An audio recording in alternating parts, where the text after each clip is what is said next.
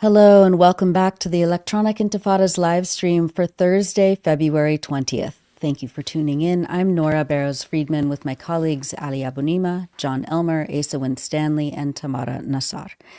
It's day 33 of the ceasefire after 15 months of Israel's genocide in Gaza. Coming up, we'll speak with historian Ilan Pappé, who will share his insights into the state of Israeli politics and society in the context of broader geopolitical developments.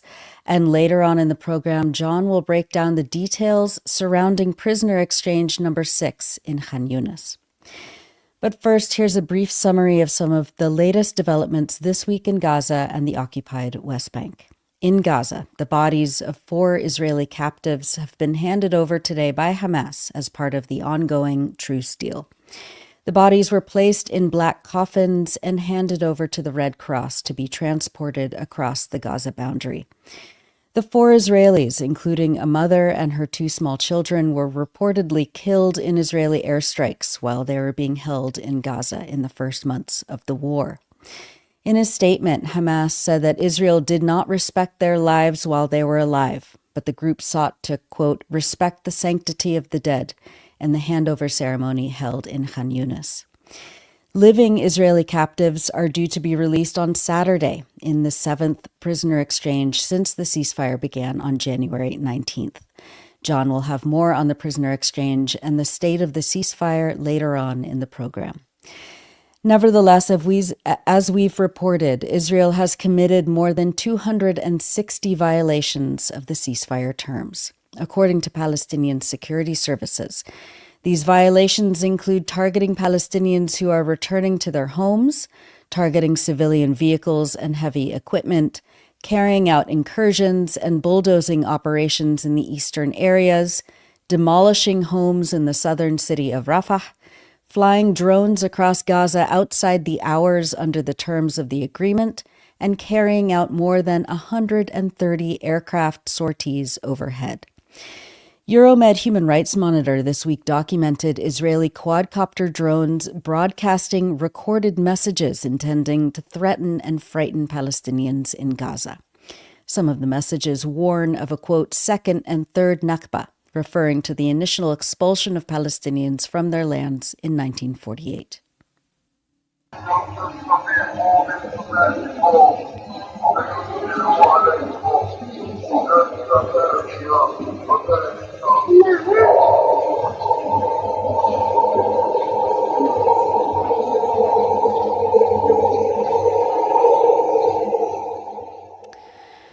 Ismail al-Thawabta, the Director General of the Gaza Government Media Office, stated that Gaza is still waiting on the arrival of temporary homes and shelters for displaced families, which Israel is obligated to allow in under the ceasefire agreement. Heavy machinery, including bulldozers and earth movers required to clear the rubble and repair critical infrastructure, is also being held up by Israel at the crossings. Al-Thawabta told the Turkish Anadolu news agency that Israel has only allowed 6 small vehicles to remove rubble from the Gaza Strip, while preventing the entry of hundreds more that are desperately needed. He said that Gaza needs at least 500 heavy equipment vehicles, including bulldozers, excavators, and cranes. And the scale of the devastation of vital infrastructure is enormous. Gaza's Ministry of Public Works issued a wide-ranging report this week assessing the extent of Israel's catastrophic destruction of apartment buildings and homes across the enclave since October 2023. According to the ministry, approximately 170,000 housing units have been destroyed and 80,000 housing units remain unfit for habitation. The number of completely demolished or severely damaged housing units is expected to exceed 280,000. Meanwhile, the international agency Oxfam reports that Israel, quote, balks in approving the necessary supplies to repair or replace the nearly 1,700 kilometers of water and sanitation networks that have been destroyed by Israeli attacks. Oxfam stated this week that, quote, the picture remains extremely bleak and dangerously critical, especially in the North Gaza and Rafah governorates. Less than 7% of pre-genocide water levels is available to people, which the group says is heightening the spread of waterborne diseases. Quote, as fragile ceasefire negotiations hang in the balance, any renewed violence or disruption to fuel and the already inadequate aid would trigger a full-scale public health disaster. In North Gaza, almost all water wells have been destroyed by the Israeli military, Oxfam adds. Quote, over 700,000 people have returned to find entire neighborhoods wiped out. For the few whose homes remain standing, water is non-existent due to the destruction of rooftop storage tanks. In Rafah, Oxfam says, over 90% of water wells and reservoirs have been partially or completely damaged, and water production is less than 5% of its capacity before the conflict. Only 2 out of 35 wells are currently operational. Despite efforts to resume water production since the ceasefire, the destruction of Gaza's water pipelines means that 60% of water is leaking into the ground rather than reaching people. At the same time, Israel has continued to attack and kill aid workers and security forces who are accompanying the aid that is being let into Gaza. On Sunday, Israel targeted police officers who were securing aid distribution east of Rafah. In a statement, Hamas said that the airstrike continued another grave violation of the ceasefire agreement. The statement added, quote, this crime, along with this breach of the ceasefire, adds to the occupation's ongoing refusal to uphold the terms of the agreement. The latest example of this was the occupation's statement today declaring that it will not allow the entry of mobile homes and heavy machinery, despite previously committing to doing so and informing mediators of this agreement at the end of last week. Israeli media released a video on Wednesday of armed and masked Israeli guards leading the director of Kamal Adwan Hospital, Dr. Hussam Abu Safia, a pediatrician, in handcuffs and leg shackles, ostensibly at Ofer prison, where he has been held since early January. Abu Safia was abducted by Israeli soldiers from his hospital, along with his colleagues and patients, on December 27th. Israeli Channel 13 broadcast an interview with Abu Safia at the prison and, according to his family, quote, deliberately rephrased and distorted his statements.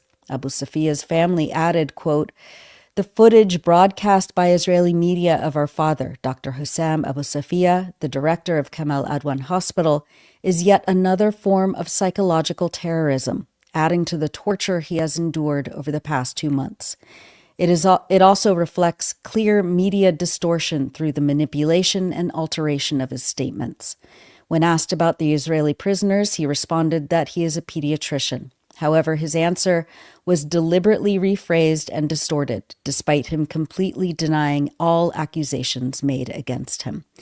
We, the family of Dr. Hussam Abu Safia, reject any media outlet publishing the video without addressing the psychological terrorism involved and exposing the manipulation of his statements. The sight of our father shackled and unable to move should prompt immediate and continuous action to ensure his immediate release.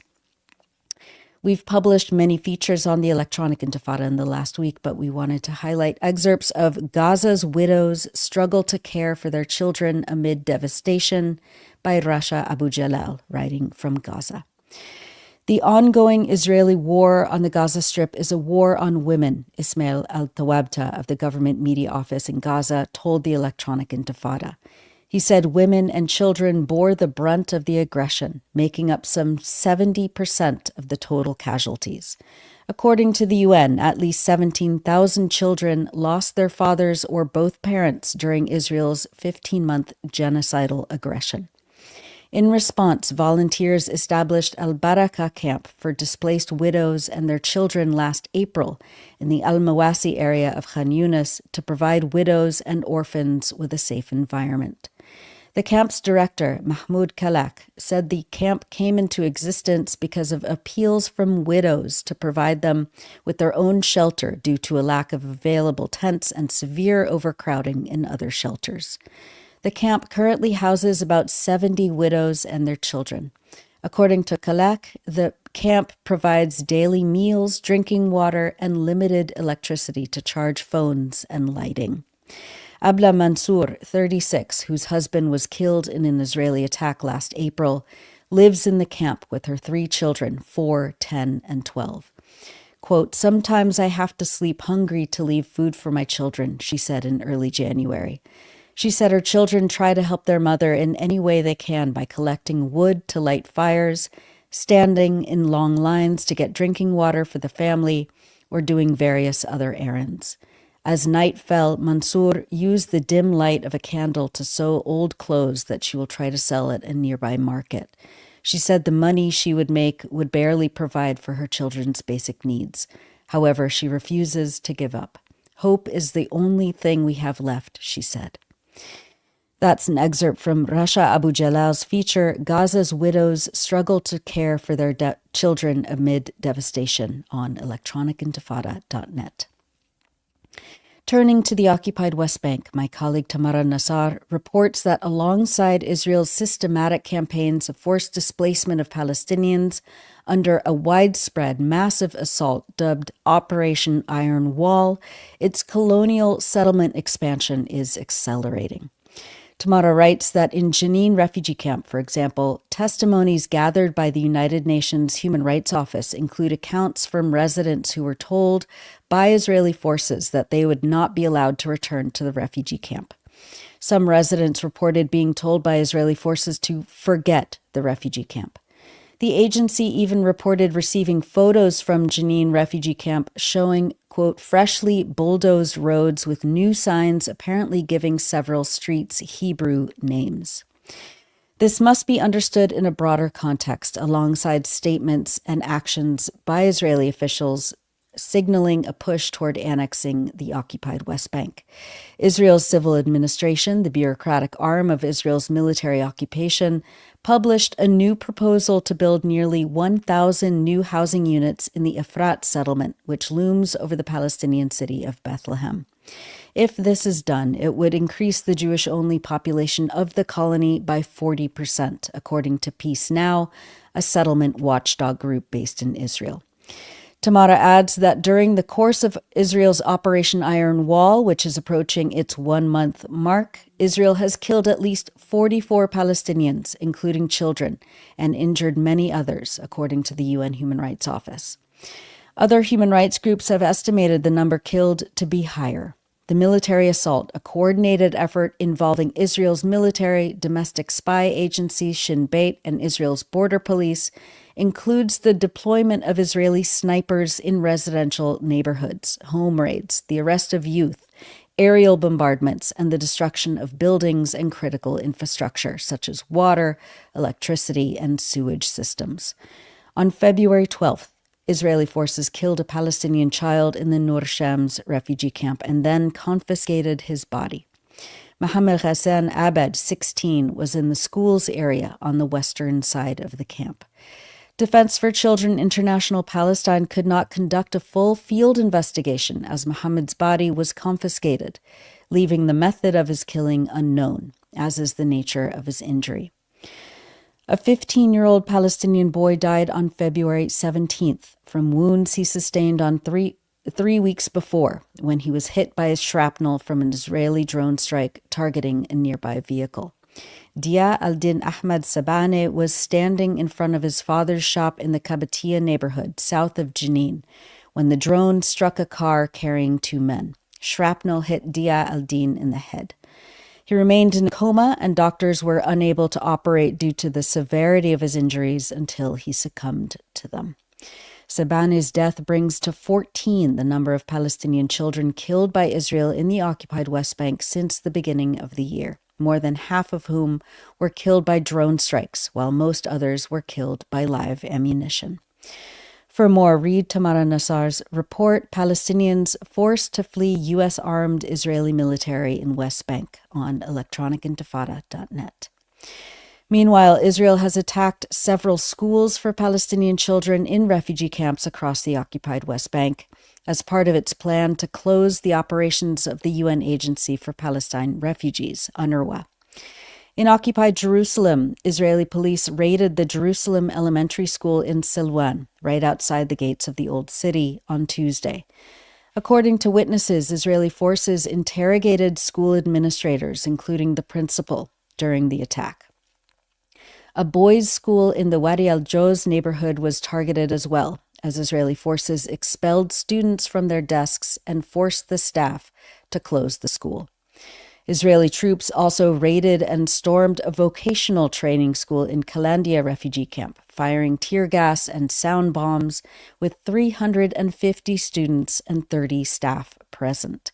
Stefan Dujarric, the spokesperson for the UN Secretary General, said that, quote, "The use of tear gas and sound bombs in educational environments while students are learning is both unnecessary and unacceptable," adding the attacks are, quote, "a clear violation of Israel's obligation under international law."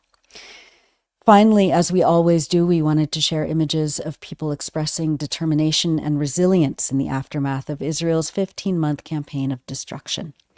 Last weekend, 22-year-old Adel Tassir Sobeh was released from Israeli detention as part of the prisoner exchange. He was abducted by Israeli forces from Al-Shifa Hospital in Gaza City in March 2024. According to Al Jazeera, at some point during his 11-month detention, he was chained to a hospital bed for 50 days. He recounts his abuse and torture at the hands of Israeli forces and says that because of severe torture, his leg was amputated against his will. Adel says that he can't believe he was back in Gaza. He says that the Israelis told him over and over again that Gaza was, quote, over, and that he can't believe that there are people still alive here. Quote, "Even yesterday they were still saying that Gaza is finished," he said. Quote, "Long live Palestine. We broke the ego of all of Israel. We thank its people, its women, its men, its children." مش مصدق انه بغزة، مش مصدق انه فيها ناس ولسه فيها ناس. الله اكبر ولله الحمد. الله اكبر ولله الحمد. ايش صار معك انت؟ قطعت رجلي جوا اسرائيل.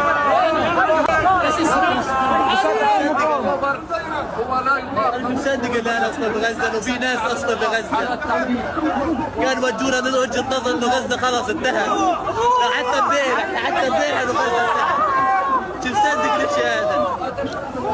تحيا فلسطين، والله تحيا فلسطين، والله كسر له شوكة كل إسرائيل، كل إسرائيل.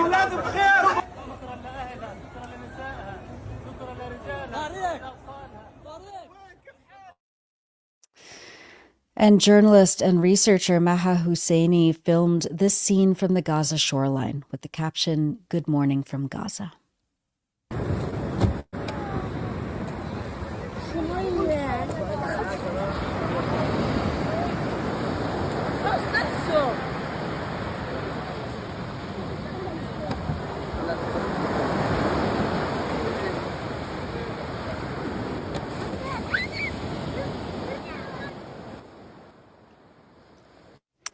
And that's it for the news roundup. As always, go to electronicintifada.net for much more, especially to read our new features by our brave writers in Gaza. You're watching the Electronic Intifada live stream. I'm Nora Barrows-Friedman with my colleague Ali Abunimah. Hi, Ali. Hi, Nora. How are you? Doing okay. How are you? I'm okay. I just got back to the U.S. a few days ago, so I'm still getting reoriented. I also have a slight cold. It's very slight, but you can hear it in my voice, so I apologize about that. No, you're doing great, and welcome back. Thank you, and thank you for that incredible news roundup, as usual. The scenes of the prisoners coming home, always the most moving, just to think what people have gone through. Yeah. And this weekend, the 7th prisoner exchange, which John will talk about later, will happen. So there will be another wave of, I think, nearly 400 Palestinian political prisoners are going to be coming home. And so that's going to be another very emotional scene. And I know that we've all been staying up very late. Those of us here in the U.S. and Canada have been staying up late every Friday night to watch the scenes of people coming back. And it's been really, really emotional and moving. So we have an incredible show today. We have an incredible guest coming up. Ali, why don't you introduce him? With pleasure, of course. And we're delighted now, I should say, just for those who are joining us, that you're watching and listening to the Electronic Intifada live stream. I'm Ali Abunimah here with my colleague Nora Barrows-Friedman. And we're delighted now to welcome someone back to the live stream who we last spoke to almost a year ago, which is incredible to me. Ilan Pappé is Professor of History at the University of Exeter in the UK and Director of the European Centre for Palestine Studies. He gained renown as one of the new historians, a group of Israeli scholars who in the 1980s shattered long-standing Zionist lies about the founding of Israel and corroborated Palestinian accounts of the Nakba using Israeli archival sources. He's the author of many, many books, more than I can keep up with. And there's a new one coming up that we'll talk about in a bit. But he's the author of A History of Modern Palestine, One Land, Two Peoples, and The Ethnic Cleansing of Palestine. Ilan is also a regular contributor to the Electronic Intifada. He is a distinguished scholar and has been a longtime advocate and voice for the liberation of Palestine. Welcome back to the Electronic Intifada live stream, Ilan. Thank you, Ali and Nora and Asa. It's so good to be again in the show. Thank you for re-inviting me. Thank you. And we know you've been traveling too, and you have a tough schedule. So we're incredibly grateful that you were able to make time for us. Ilan, let's get right into it then. It's been 1 month since the ceasefire took effect in Gaza, and we've now witnessed 6 prisoner exchanges in which Israelis have returned from Gaza and Palestinians have been released from Israel's prisons and torture chambers. Talk about how these scenes are being viewed in Israel. Yes. Well, again, we have to stress and remember that most of the Israelis, not all of them, but most of the Israeli Jews get their information only from one source, the 3 or 4 official TV channels, which are very selective in the way that they cover these exchanges or the whole issue of the ceasefire. And that, of course, impacts the way the Israelis understand what they are seeing. So, for example, there is no at all coverage of what goes on the Palestinian side. How do the prisoners released look like, what they have experienced, how they are welcomed. It's if there's only one side to this exchange, and the commentary is very biased, of course. So I would say that on the one hand, of course, families which are directly connected to people who were released in this prisoners exchange deal are delighted and, of course, feel a great relief, as do probably a lot of the people who support them. But on the other hand, there is still a very strong sense, and that's a bizarre situation, and I'm sure you are familiar with it by now. Almost even, I would say almost any respectable journalist, let's put it this way, in Israel, respectable for the Israelis, not necessarily for me, claim that Netanyahu is still doing his best to fail the deal. And that this is still a huge problem. And there's a lot of pessimism about what is called the second phase of the exchange. Why do I say it's a bizarre situation? Because unfortunately, this lack of confidence in Netanyahu's genuine will to see the prisoner exchange come to fruition, there's no change in the attitude towards the genocide in Gaza, or to the fact that Israel says very loudly and clearly that once the prisoner exchange deal will end, it will try and go back to war if it doesn't get the vision of Gaza that it wishes for. So I would say it's a kind of a very emotional part for people who were directly involved either in the exchange because they are their relatives, or because they were part of the movement that demanded the exchange. Yet this whole skepticism about whether it will be completed and whether this really means the end of the war. I think that sort of sums up what you can gather from the mood of the society and the main media of that society. I mean, following up on that, for most of the last 16 months, opinion polls showed that the Israeli Jewish public strongly supported continuing the genocide in Gaza, as well as some of its top lawmakers and members of Knesset. But in recent months, the mood seems to have shifted. Early this month, the Israeli Democracy Institute published a poll which found that 66% of Israeli Jews agreed that, quote, Israel should proceed to the second stage, which includes a complete end to fighting, withdrawal from Gaza, and the release of Palestinian prisoners in exchange for the release of all the hostages. And another poll published by the Lazar Institute at the end of January found that only 4% of Israelis believe that the goals of the war in Gaza were met. Talk a little bit more about how you see the national mood in Israel right now. Definitely. I think that these polls are authentic and reflect a certain trauma, even, I would say, with regard to what happened on the 7th of October and after the 7th of October. So on the one hand, Netanyahu is losing in all the popularity polls. He's in a very bad position compared where he was a few months ago.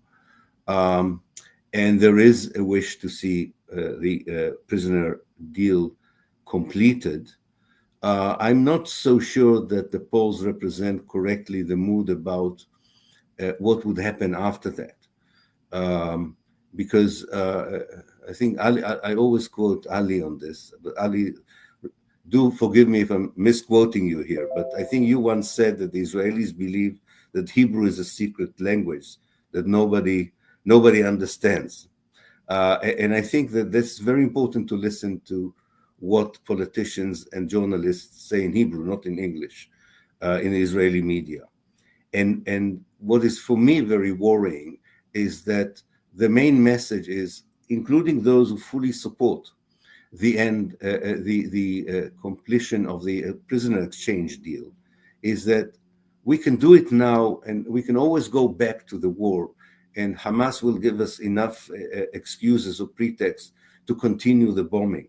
I would be very worried from describing these polls as a systematic or kind of a fundamental change in the ways Israelis perceive either the Palestine issue or peace and so on. I think we should not be misled by this.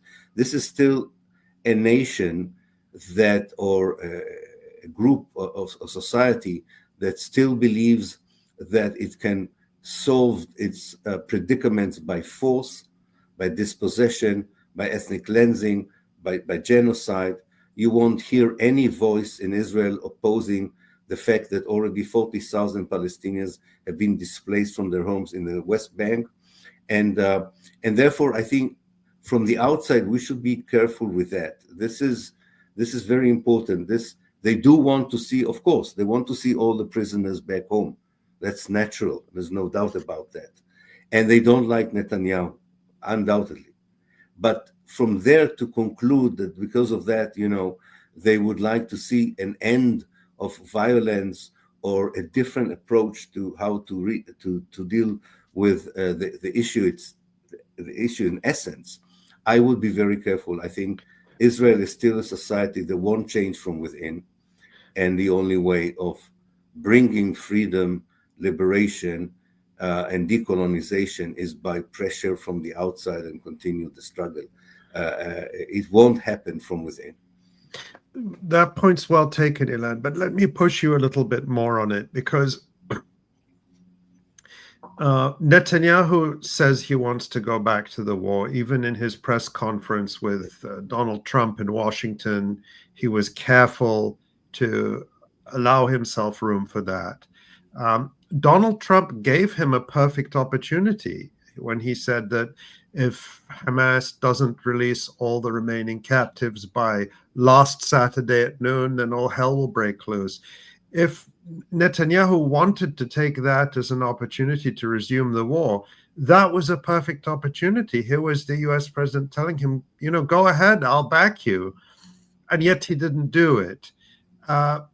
My question then is not so much, or at least you've made clear what the desires of Israelis are. They still want to wipe the Palestinians off the map, so to speak. But talk about the capability. Okay. The fact that Netanyahu didn't rush back to war when Trump gave him an opportunity. What can you tell us about the state of Israeli society in a material sense, the state of the army, the state of the economy, the morale of the people to resume a war at any time? What can you read into the situation? First of all, I don't think Netanyahu can go back to war before the prisoner exchange is completed.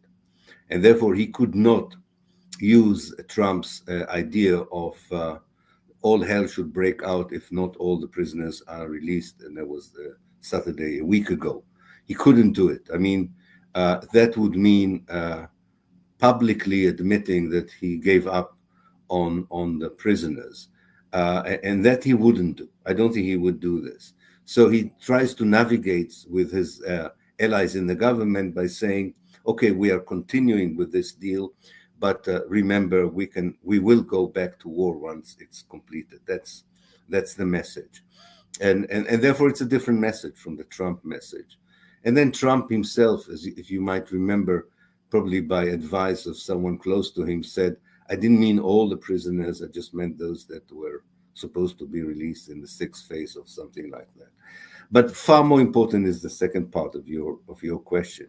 And I come back to a point that I think we also discussed in our last meeting almost a year ago.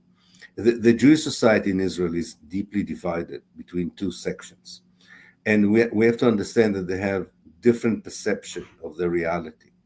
And the balance of power between these two sections in many ways would impact Israeli policies in the future. You have on the one hand what I called recently the state of Judea. This is the part of the Jewish society that grew up in the Jewish settlements in the West Bank, used to be quite marginal in Israeli politics, but since November 2022 became a force to reckon with, not only in government. Not only do they hold very important ministerial positions, but they have overtaken the police, they've overtaken the Secret Service, or they are in the process of overtaking the Secret Service, the army. The one institution they haven't yet been able to take over is the judicial institution, but they're not far from that objective. Now, the perception of these people is that they are in the midst of a window of opportunity to recreate the biblical Israel, maybe even extend it beyond historical Palestine to West Syria and South Lebanon. And they're even waiting for a big war with Iran. Now, of course, they don't have the capabilities to do this. I don't think that they have the capabilities to do this. But they are the ones, I think, that would determine in many ways the Israeli policies. The other group, you can call it the old state of Israel, if you want, is being swallowed by the state of Judea. And the election of Trump and the rise of neo-fascist right-wing parties in the global West and the continued government like Modi in India, all of this gives it more a kind of a breath of life to continue to be a dominant power in Israeli politics. That is the state of Judea that swallows the state of Israel. The state of Israel, if I can call it that way, that would like to see the Jewish society build more on liberal democratic values is still one that believes in apartheid Israel. I mean, we have here two versions of apartheid Israel. The difference between them is, first of all, of how they view the Jewish life in Israel. But there's also another difference, and the difference of competence, which is important to understand. And it comes back to your questions of capabilities. The people who are now taking over all the positions of power in Israel, if you want, all the junctures of power, whether it's the army, the economy, or politics, come from the more neo-Zionist right-wing Jewish society, which I framed as the state of Judea. They are not very capable in running anything, not very competent, but they are on the march because of Donald Trump and other international developments, but not for long, to my mind, not for long, and they are not capable of doing it. So therefore, we will have a policy that would not be implemented, but while it would be attempted to be implemented, it can still cause quite a lot of misery, carnage, and violence. And I think that's where we are. We are in this very important juncture where I don't think we have, any of us have the power to stop it immediately, but we have to be encouraged by the fact that it is self-destructive. It is self-destructive. And it depends on very negative forces in the region and internationally. And therefore, I think it's the end of a period and not the beginning of a period, but it's a very dangerous and precarious moment in the history of modern Palestine. So in terms of capabilities, they don't have the power to implement the full vision, but in their attempt to do this, there are ethnically cleansing people in the West Bank. They will go back to violence in Gaza. They will try to keep West Syria and South Lebanon under their control. So much depends on how people would react to this, how they react locally, regionally, and internationally. And the more effective the reaction, the shorter the damage, the period of damage that they are inflicting will be.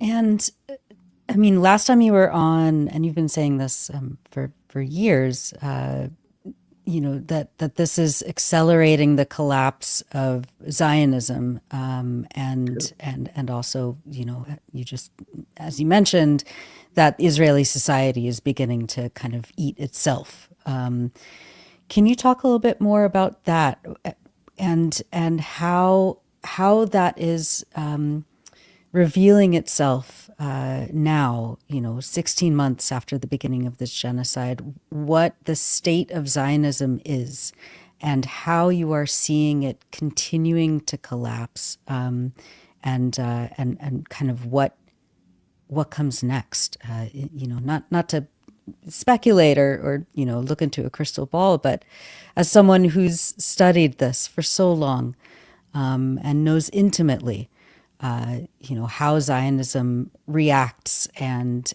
how it how Zionism as an ideology is this self-perpetuating cycle of violence in itself. What comes next? What do you think is on the horizon? Well, I think that we are seeing discrete processes, independent processes, if you want, that have not fused yet together to that moment in history where you can say there is a transformation, there is a transition. But I do think the question is not, will these processes infuse into that dramatic moment of change? The question for me is not if, but when and how. And I don't know the when, and I don't know exactly the how, but I'm very sure that there's no question of if. In fact, since we last talked, I think the processes I identified have only intensified. Let me mention some of them. One is the social implosion from within that led to mass immigration of Israeli Jews from what I would call the old state of Israel. I mean, the people who might have offered an alternative to the neo-Zionist messianic ideology that has taken over Israel since November 2022, many of them decide not even to try and confront it, and leaving the country in huge numbers. We don't have the full statistics, but we suspect that the number is really huge and significant also, given who the people are. The second process is the erosion in the power of the army. I mean, we keep forgetting that the greatest military success of Israel are against two, if at all these are military successes, are against two guerrilla movements. They don't have aeroplanes. They don't have tanks. They don't have the kind of support that the United States provides Israel with, endless ammunition and cutting edge weaponry. And yet, even there, the success is not complete. If you look at the Jenin camp in the West Bank, Israel needs thousands of soldiers, hundreds of armored vehicles, F-16 and F-35s to defeat a small group of youngsters with very primitive weapons. So I think even the Israelis themselves understand that there's something about the invincibility of the army that is very questionable. Should at any given moment something change in the neighboring Arab states, for instance, this whole sense of we don't have to worry because we have the army that will make sure that nothing would happen was already shattered on the 7th of October, but has not been rectified since. Economically, the economic crisis only deepens.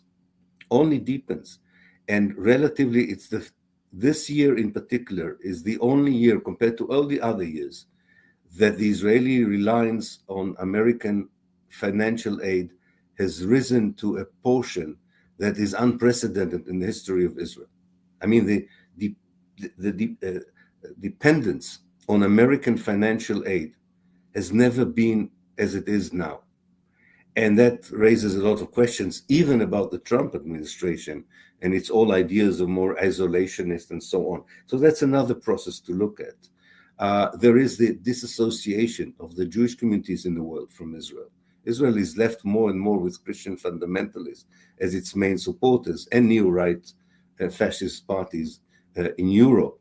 The Palestinian continued, especially the younger Palestinian generation, showing more unity, of course, in Palestinian politics itself and a clear vision in the future. The beginning of courageous actions by countries like Colombia in the global south. I mean, if you take all these things together, you can see that we are coming to this moment of truth where a project, which was a European project to solve a European problem of racism and anti-Semitism by forcing a Jewish state on the Arab world, on the Muslim world, is not working with all the force that had to be invested to make it, to establish it and to sustain it and to keep it intact in the future.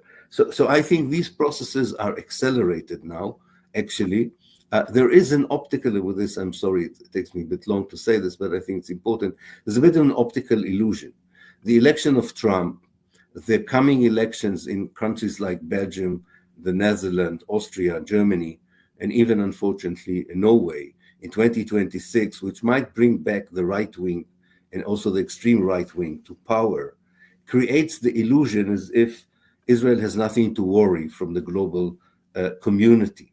But I think this is a really an optical illusion, because these are very tactical changes in terms of long-term historical processes that would not be there forever. And they may slow down some of the processes I'm talking about, but they're not going to stop them. Ilan, last time we talked to you, we talked about your book, I think, Lobbying for Zionism. And so you've thought a lot about the Israel lobby. Thinking about, you're talking about right-wing parties that support Israel, and often they're anti-Semitic right-wing parties when we're talking about Europe. But also we continue to see supposedly left-wing governments or center-left governments like the Labour Party government in the UK, you could name others, that continue to provide unconditional support for Israel that's increasingly out of step with popular opinion. How do you explain that? Is it just the power of the lobby? Is it the fear of the United States? Right now we see the Trump administration, in a sense, breaking up with Europe. We saw the speech of J.D. Vance, the vice president at the Munich Security Conference, in which he signaled that the US is no longer willing to support Europe the way it has in the last 80 years since World War II. How do you explain this continued insistence on supporting a regime whose brutality and violence and genocidal barbarity really can't be concealed in any way now? Yeah. And it's an unfair question because it's a lot to try to figure out, but I want to hear what you think. Yeah, thank you. No, it's a fair and important question, in fact, and I was thinking about it a lot, actually. I think there are two ways of answering or trying to answer these very important questions.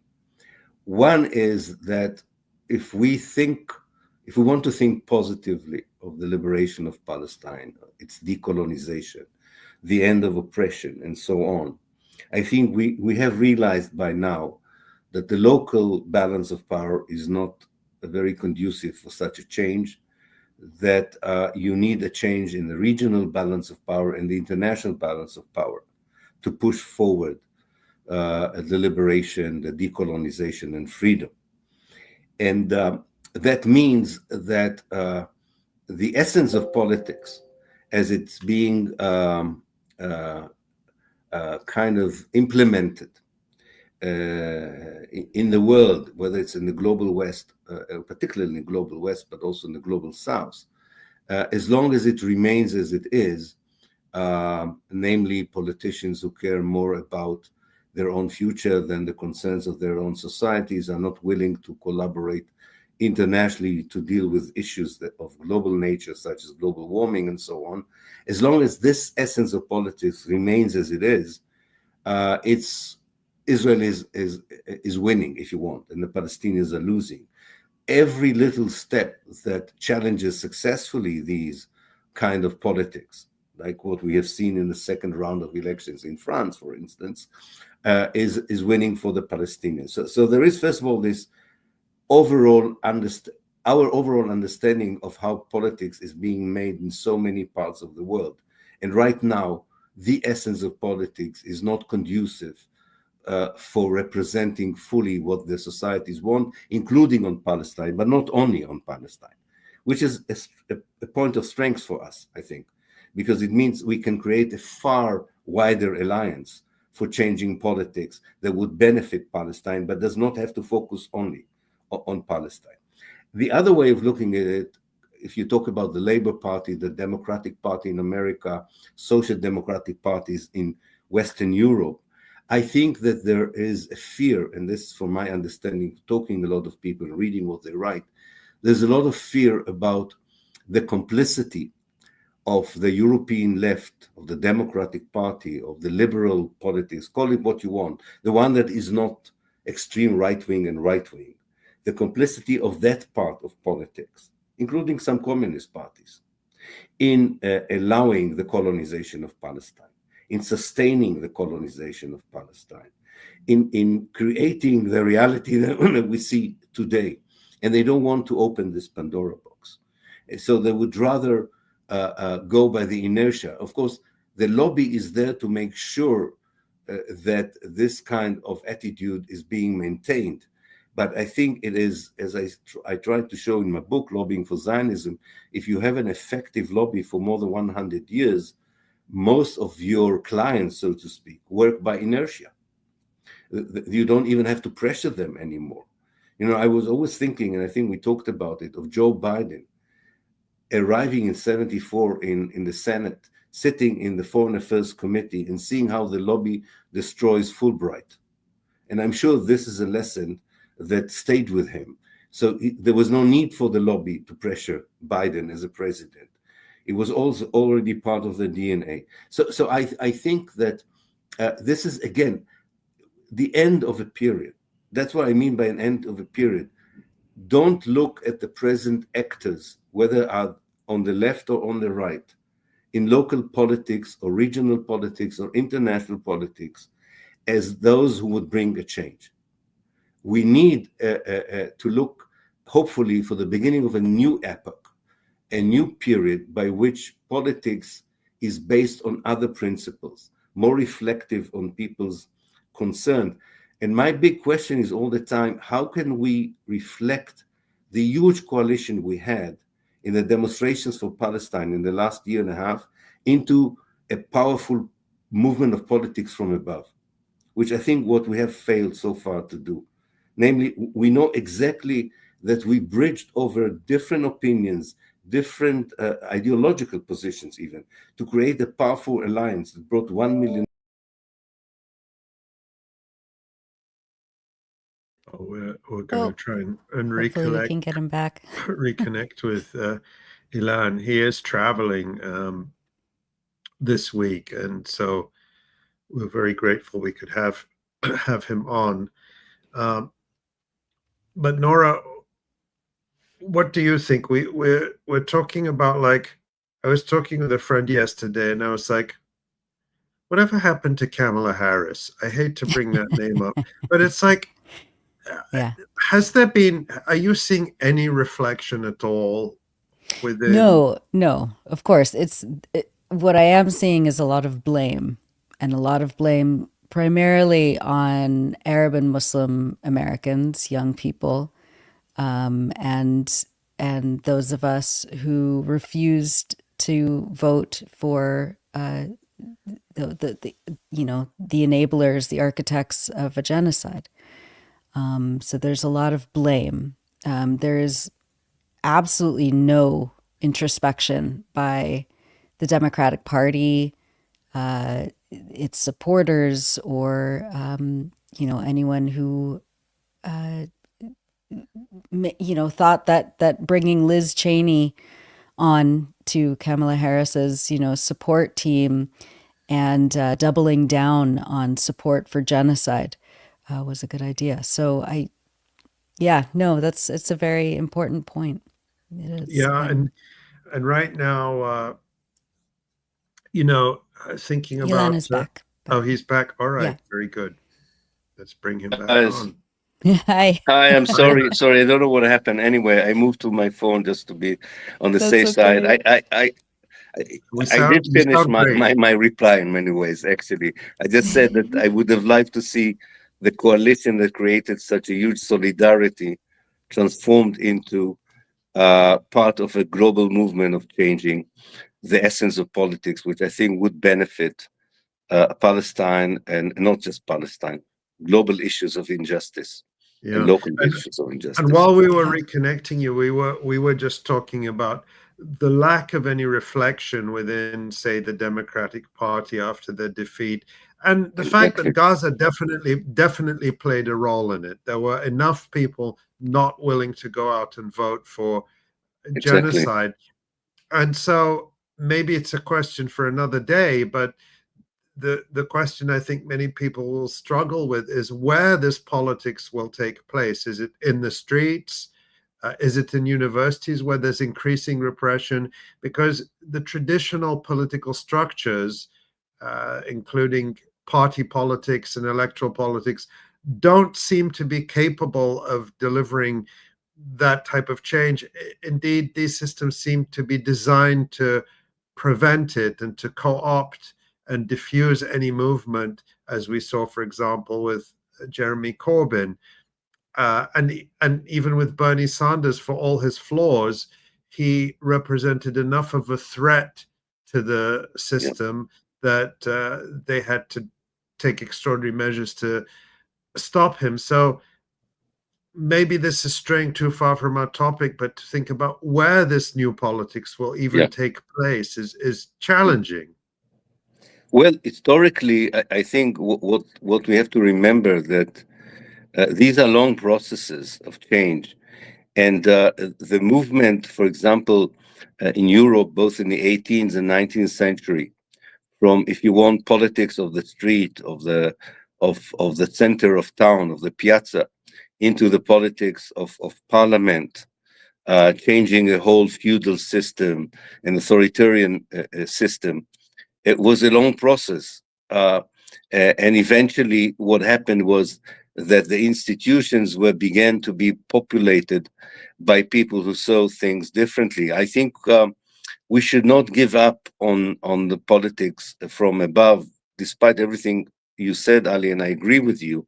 I do think that we are probably have to rethink a little bit about pragmatism, less of a purist position, and maybe even work under this sense of urgency when it comes to Palestine, and shorten the period by which the clear, very exciting and empowering politics from below that we have seen in the case of Palestine are reflected from above. I do agree that this is a huge challenge, but I don't see an alternative way for it. And I don't, for myself, I do think it is possible.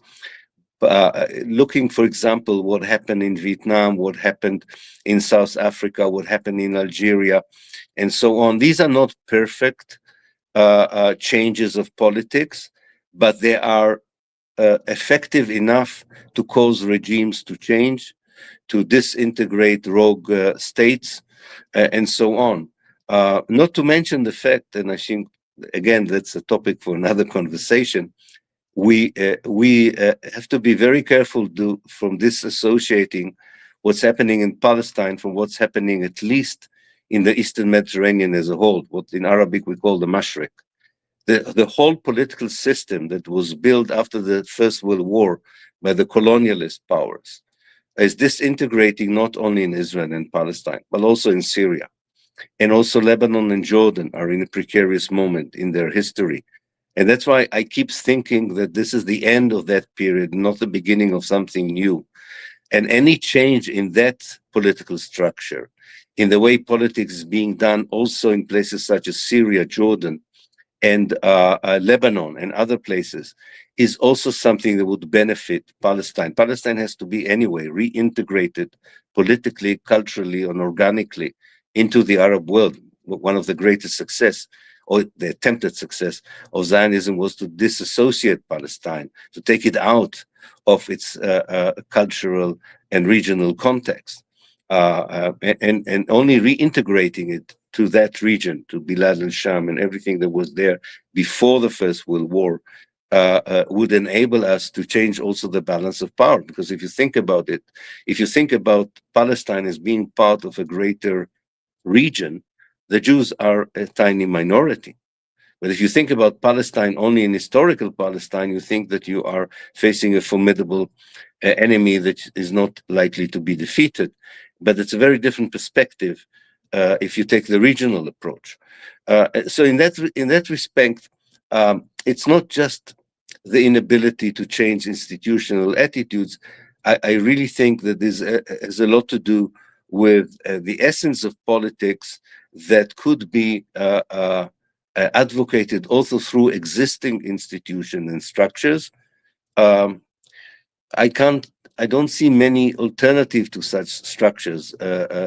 We cannot go to the Athenian democracy or something like that. But definitely, I mean, by all means, if the situation in Palestine is a trigger also for thinking of a revolutionary way of how to do politics, all for the better. But I even without such a dramatic revolution in how politics is being represented, I still think that we are at the end of a period and transiting into a period that even these institutions will be far more receptive to the concerns of people in general and the concerns of people in Palestine in particular. And this I'm saying by talking to young politicians in Germany, in Europe, in the Arab world, young Palestinians. I do think this young generation understands that this is part of their future. And even if they detest organizations and structures, they still need them, I think, to translate great visions and ideas into real politics on the ground. You have a new book coming out later this year titled Israel on the Brink and the 8 Revolutions That Could Lead to Decolonization and Coexistence. Unfortunately, for those of us eager to read it, we're still going to have to wait a few months. But you do talk about what you've been mentioning, your argument that the beginning of the end of the Jewish state began in 2022 with the election of the most right-wing government, or maybe most honest government in the nation's history. Can you give us an overview of your argument and why this book now? Yeah.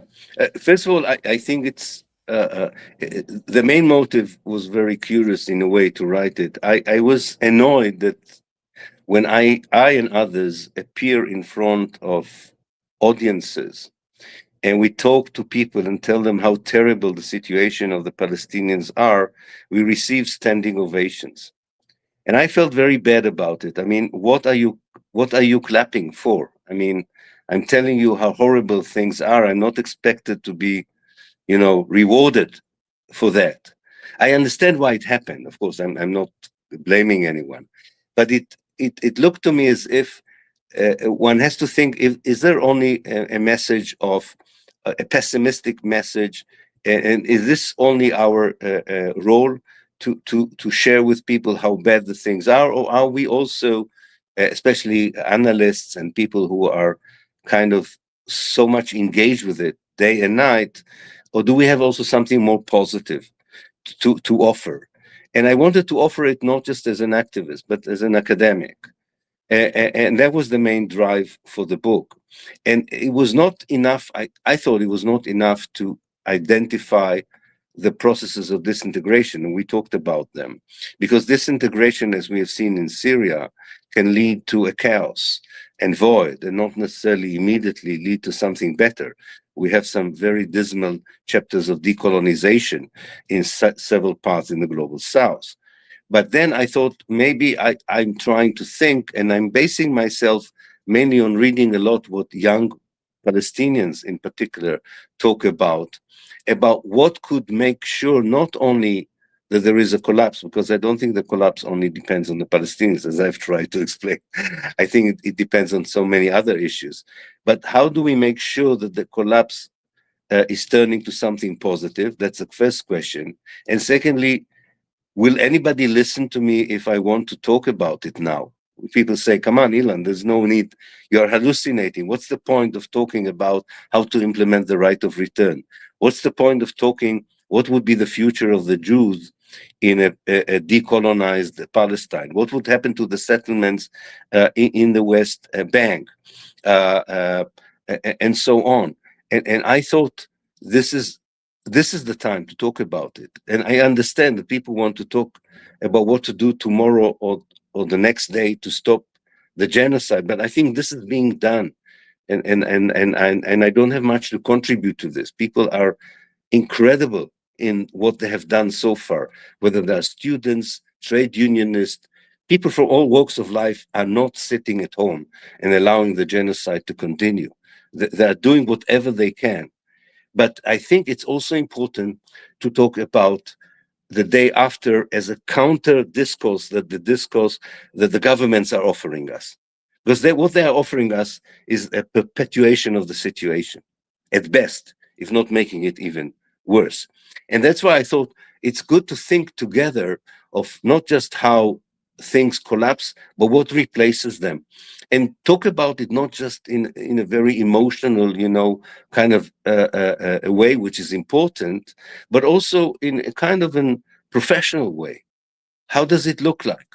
What are the options? I tried to connect in the book to what I hear mainly from Palestinian friends and scholars, but also from historical examples and so on. And this is, of course, not something I'm imposing on anyone, but I do show the kind of positive development that can both accelerate the decolonization, but also promise that we move with it to a different kind of vision. And that's why the 8th revolution that I offer in this book is a fictional one. And I think which is missing. I'm imagining Palestine in 2048. That's the eighth revolution. That's my own eighth revolution. But of course, it has to be done by many others. How does Palestine look in 2048 if the processes I detect mature, and if the mini revolutions that should support it become true? And I think that's an important conversation to be had. Not what is the future of Palestine, the Palestinians, also what is the future of the Jews in Israel. It's And a different perspective that challenges, I think, effectively the discourse and the so-called discourse on peace, what I call the peace hegemony that the Americans have been leading in the last 50 years. I have two questions, but the first one is, you're still working on the book and you don't want to give everything away, but give us a clue, or give us one thing that you would imagine in 2048, which of course should be a century from the Nakba. Yeah. Give us some idea of your vision. Yeah. Well, I'll give you an idea. I think this in 2048 is the year by which 2 or 3 things have come to fruition and work together to a better transformation. One is the end of the process of changing the Palestinian national movement's structure and organization in a way that reflects a unified movement of liberation that overcame most of the fragmentation and disunity, and conveys a very clear vision for the future. That's one thing that would happen by 2048 to my mind. The second one is that with the help of that change, already practical processes of return, of restorative justice, of transitional justice are already being enacted inside historical Palestine, whether it is rebuilding a national assembly, whether it is actual return of people to where they can return, and building mechanism of compensation for those who don't want to return or can return. Proper negotiations on collective identities within a much larger context of dialogue of what are collective identities in the Mashriq, in the Eastern Mediterranean altogether, namely talking about a Jewish collectivity not as a national collectivity, but as an ethno-cultural collectivity. And I'm very honest, I think quite a lot of Jews by 2048 would leave Palestine. I'm not trying to, I'm not beautifying anything. I have there, I will just give you one nugget out of it. There is a fictional conversation between the person who writes about 2048 and his children, who ask him, why don't you try to persuade the Jews to stay? Because they are living in great numbers. They don't want to live in a non-apartheid state. And my answer to them is, I can't, if they are afraid to live in a state based on equality, it means that they haven't overcome their racism, and there's nothing I can do about it. So these are the kinds of things that I'm trying to develop. I think that it's very known mechanisms of transition that have been attempted elsewhere, perfected, I think, for the case of Palestine, made even better. I'm not trying to shy from teasing problems and other issues. I'm not trying, it's not a walk in a rose garden. It's not a pharmaceutical process, but to my mind, it's a possible one. And I still think that the Palestinian impulse is to go back to normal, natural life rather than dealing all the time with revenge or anything. It's not retributing, it's restitution. And I try to fill these ideas with concrete descriptions of occurrences in private lives of people, to try and show, to allow people to imagine things that can be possible. Circa 2048, but and you rightly say, I chose 2048, not because I have a crystal ball, because I thought about, it's enough is enough, isn't it? I thought that 100 years of Nakba is enough. And so that part is a bit of wishful thinking, but also based on how long processes like this in history have taken place to mature, how it has taken time to mature. Mhm. Well, it's a book that I'm really looking forward to, and it's not scheduled to come out until September. So we have some time to wait, but that will be more than enough time for us to have you back and talk about it. Indeed. And I think this is an important conversation, and it's a hard one to have because even before this genocide, it's a fine line between having a conversation about the future and being accused of being naive or overlooking the difficulties. And I don't think you are someone who has any illusions about the difficulties, and nor do I, when I've also tried to engage in this discussion, but to try to put forward something that is more hopeful. We know what we want to escape from. We know the horror and the hell we want to escape from.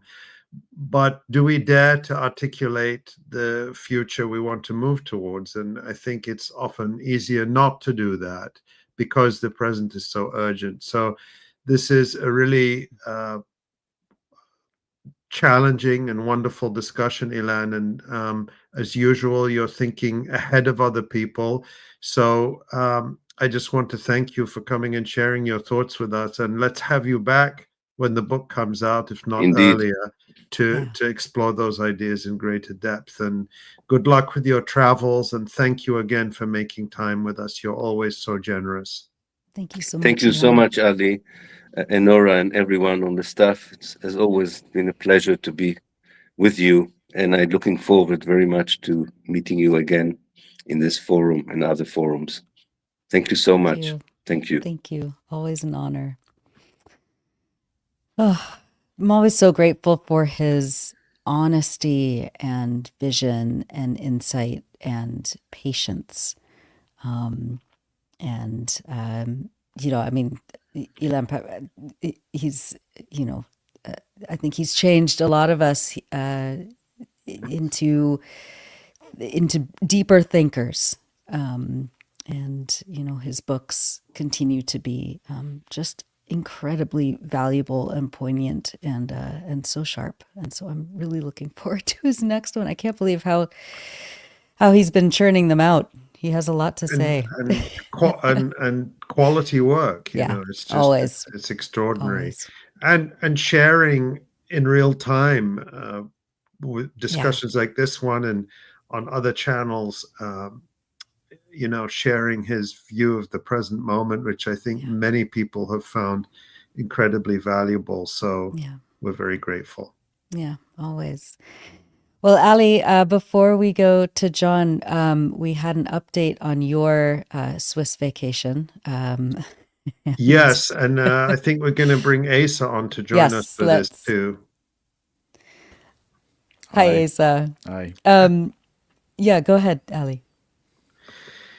Yeah, there's a couple of updates. As people know, at the end of January, I went to Switzerland at the invitation of some local groups there to do a couple of teachings about Palestine. These were going to be just very chill events, one on a Saturday and one on a Sunday.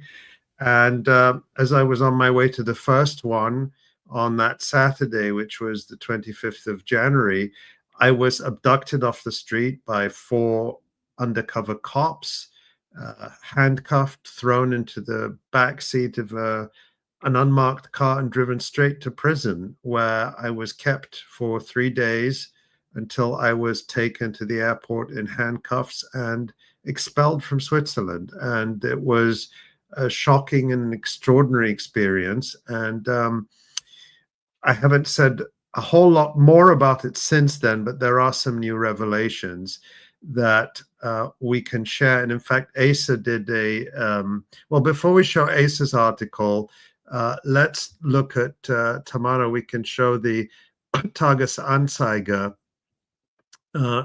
Just a couple of days in the Tagesanzeiger, which is one of the leading newspapers in Switzerland. I don't know if it's the New York Times or the Washington Post of German-speaking Switzerland, but it's one of them.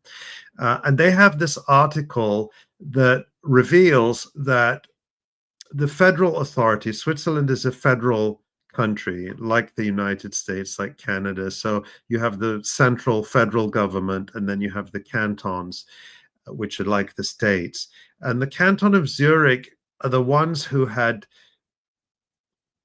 applied for me to be banned from the country on the basis of all sorts of allegations, which we can get into in a minute. And what this reveals is that the federal government, the federal police, and the Federal Intelligence Service and the Federal Migration Office all rejected that request. Maybe now, I don't know, maybe Asa, we can put Asa's article on, and Asa, you can talk a bit more about what you learned from the documents which we received. I'll say more about the legal process in a minute, but that we received from the Swiss authorities. Yeah.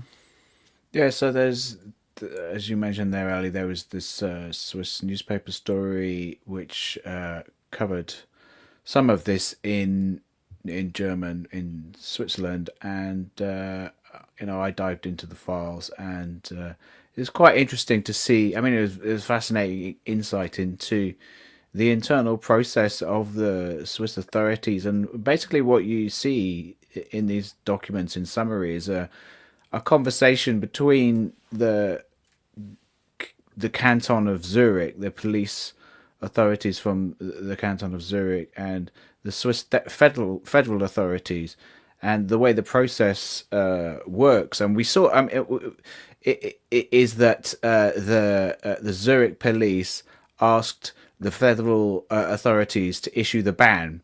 I suppose they were sort of expecting it to be a rubber stamp operation, but it didn't really go that way at all. Where the Zurich cantonal police asked the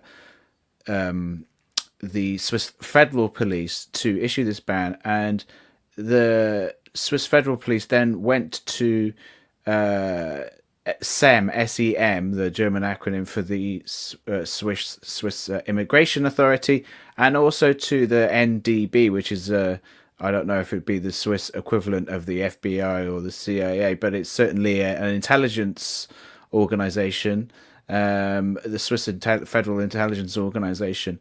And they then communicated, both of those entities communicated back to the Swiss Federal Police that they did not support a ban on the Abunimah, and they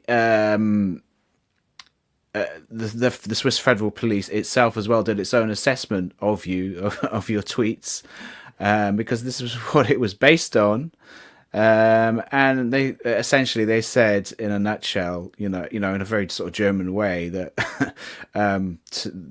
to go to hell, basically, in a very polite way, saying, there's no basis for this, in a nutshell, and then explicitly saying what things that you've argued were within free speech, although they were kind of implying they didn't necessarily agree with you. They said you were within your free speech rights, and notably as well, they questioned one of the main assertions of the Swiss Federal Police, which was that the Zurich police. Sorry, yes, the Swiss Federal Police questioned one of the main assumptions of the Zurich cantonal police. A bit confusing. On what the Zurich cantonal police said in their claims about you was that you, quote unquote, presumably don't differentiate between Jews, Zionists, and Israel, whereas anyone who knows you and your work and your tweets knows that the opposite is actually the case. And the Swiss Federal Police said that this assumption must be questioned. Yeah. Well, they actually went even further. I mean, just a little bit more background on this. So it was really an extraordinary turn of events. And just to give people the timeline very briefly, I arrived in Switzerland on January 24th, which was a Friday.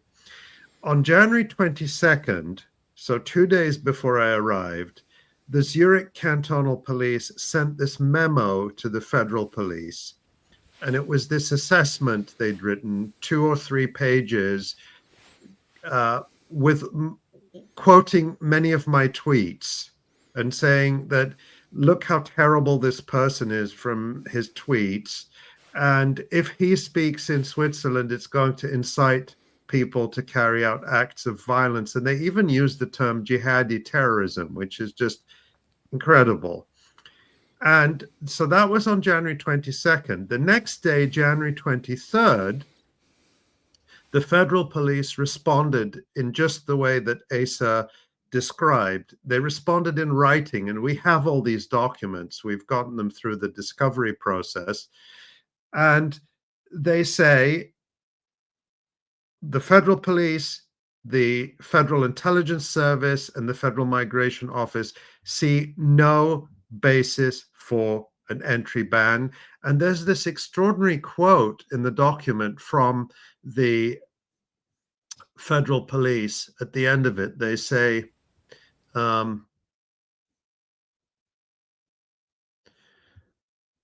it is the task of the state not merely to tolerate the guaranteed pluralism of opinions, but to protect it.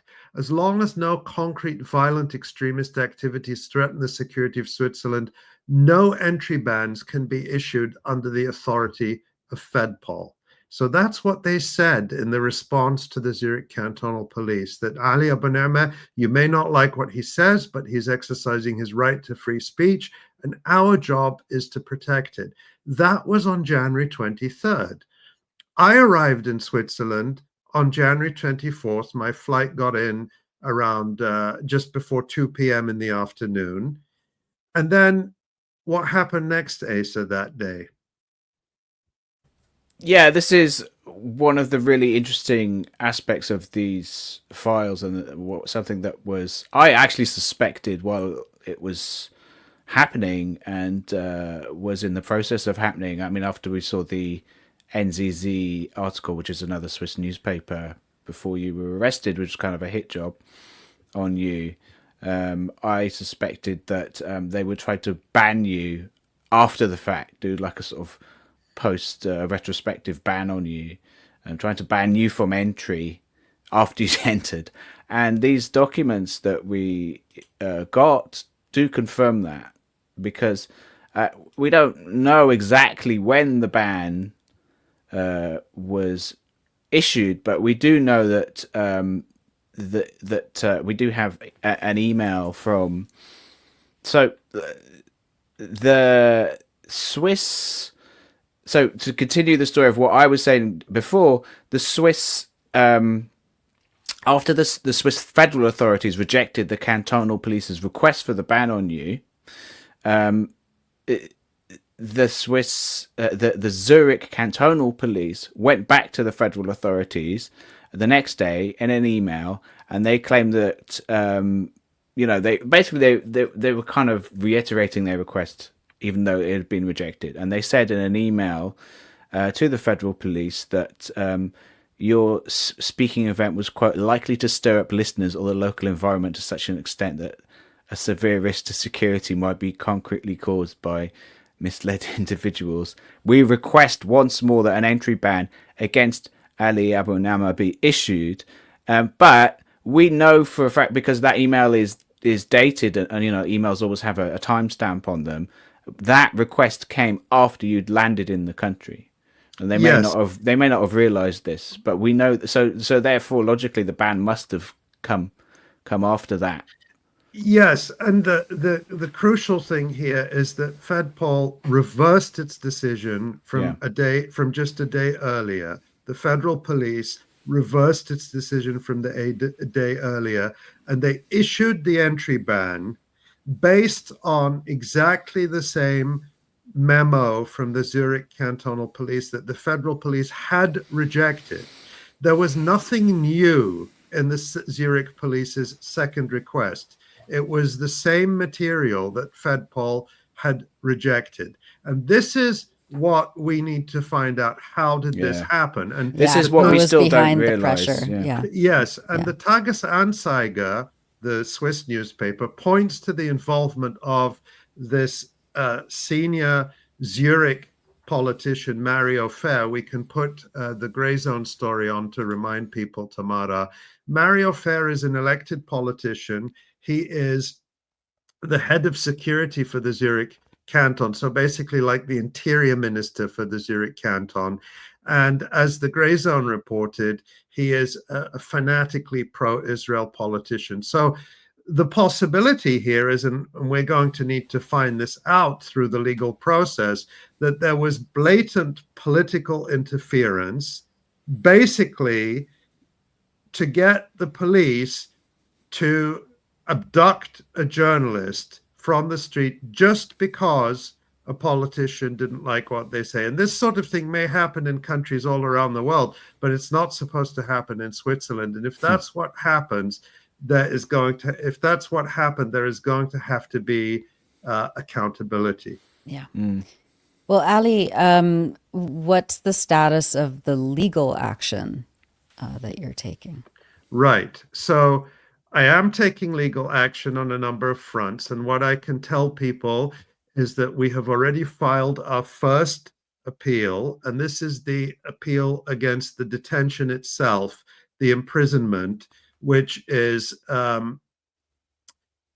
unlawful based on Swiss law, based on the Swiss Constitution and the European Convention on Human Rights, because this was an attack on the right to liberty, the right to free expression, and the right to the freedom of association of Swiss citizens who were not allowed to hear someone they had invited to come to the country.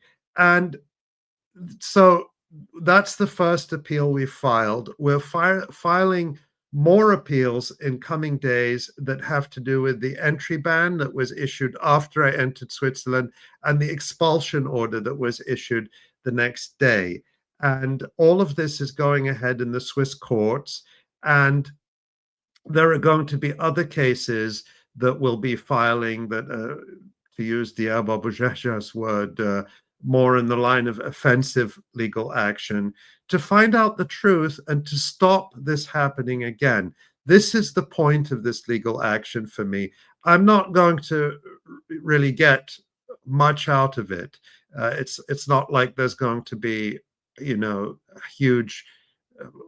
I know my lawyers don't like me saying things like this. Don't prejudge anything. But for me, the key point is accountability and to protect the right to free speech and to stop this happening again, because it's happening in a context where we're seeing a crackdown across Europe and North America. We know how Asa's home was raided, his devices were confiscated. We've seen other activists and journalists being arrested, questioned. We've talked about Richard Medhurst, who recently, once again, found himself in Austria being detained and questioned and having his devices confiscated by police in Austria, apparently, possibly on behalf of the British government. We've seen this happening in Canada, where Yves just Engler, today, yeah. Yves Engler, who is a well-known advocate, has written for the Electronic Intifada, is being charged with absolutely ridiculous things, basically because of his statements against the genocide in Palestine. So for me, taking legal action is about defending our collective right to free speech and to stop this happening. We have to make politicians or officials who abuse their power to censor us and to stop us talking about Palestine, we have to hold them accountable and make there be a price. Otherwise, they're going to keep doing it. Yeah. And there is a way that our listeners and viewers and readers can also get involved. Can you talk a little bit about that? Well, a lot of people have asked me, so I want to talk about this. We have, legal action costs money. People know that. And so we have set up a crowdfunding site where people can find out how they can help. And it's there. It's on the site called Go Get Funding. I just want to show it to you so that you know what it looks like. But Tamara, if you go back to Asa's article, it is linked in Asa's article. There's just an informational link. And if it's in the bottom paragraph or the bottom section there, you can see it says, a crowdfunding campaign has been started to help support Abunimah's legal action. And I just want to show you how to get to that in Asa's article if you're interested in finding out more, because I want, if you want to take part in that, you can. It's not the same link as the donate link at the top of the Electronic Intifada page or on the bottom. You'd have to go to the link in the text of the article. I just want to point that out. So if you're trying to find that way, because these things are separate, and this is a separate fundraising campaign from the the ordinary support we get for the Electronic Intifada. But for me, this is about standing up for free speech, accountability, making them pay a price for this grotesque abuse of power that was used against me, but will be used against others if it's not challenged. And because Switzerland is a signatory to the European Convention on Human Rights, and that is part of Swiss law, these cases, as I understand it, do have precedential or precedent-setting potential for the whole of Europe. And if we don't win in the lower courts, and my lawyers believe that we have good cases, which is why we're proceeding. We wouldn't proceed if we didn't think they were good. But if we don't prevail in the lower courts, we could potentially go all the way to the European Court of Human Rights. And I'm determined to pursue this. Again, it's not about me. It's about free speech on Palestine. I'm determined to hold them accountable. Thank you on behalf of all of us, and we're so glad that you're back safe and sound, and taking on this really important fight. I think that a lot of the intention in these accelerating attacks against journalists is to make other journalists self-censor. It's to make them back down on talking about Palestine, and it's to instill fear. And so I'm glad that hasn't affected you in that way, and that it's actually done the opposite, which usually happens in these cases. It's just, to me, I see this as this is happening across universities. It's happening. Governments are doing it. Asa is fighting back in the UK, which is fantastic.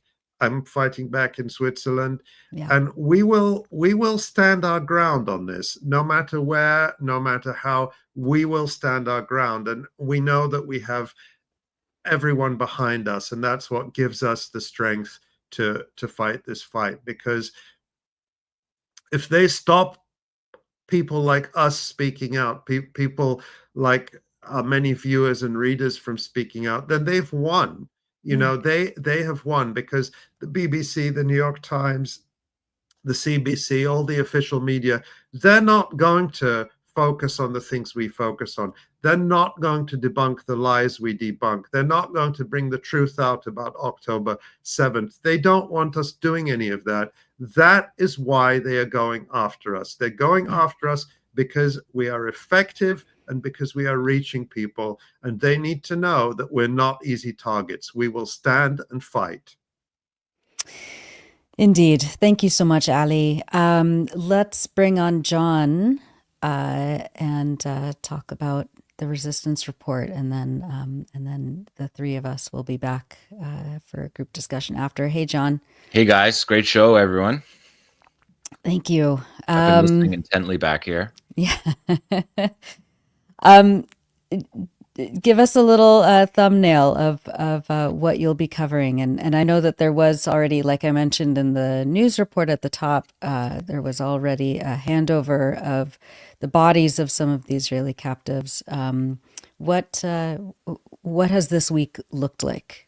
Well, this is exchange number 6 that I'm going to be breaking down, and there's going to be 7. They truncated the exchange, and on Saturday, 2 days from now, when we're reporting, exchange 7 will happen, and that will be the complete, the end of the live captives from the first phase, the humanitarian phase that could have happened in November 2023, and the bodies that were released today were part of the November 2023 prisoner exchange, and Israel refused to take them.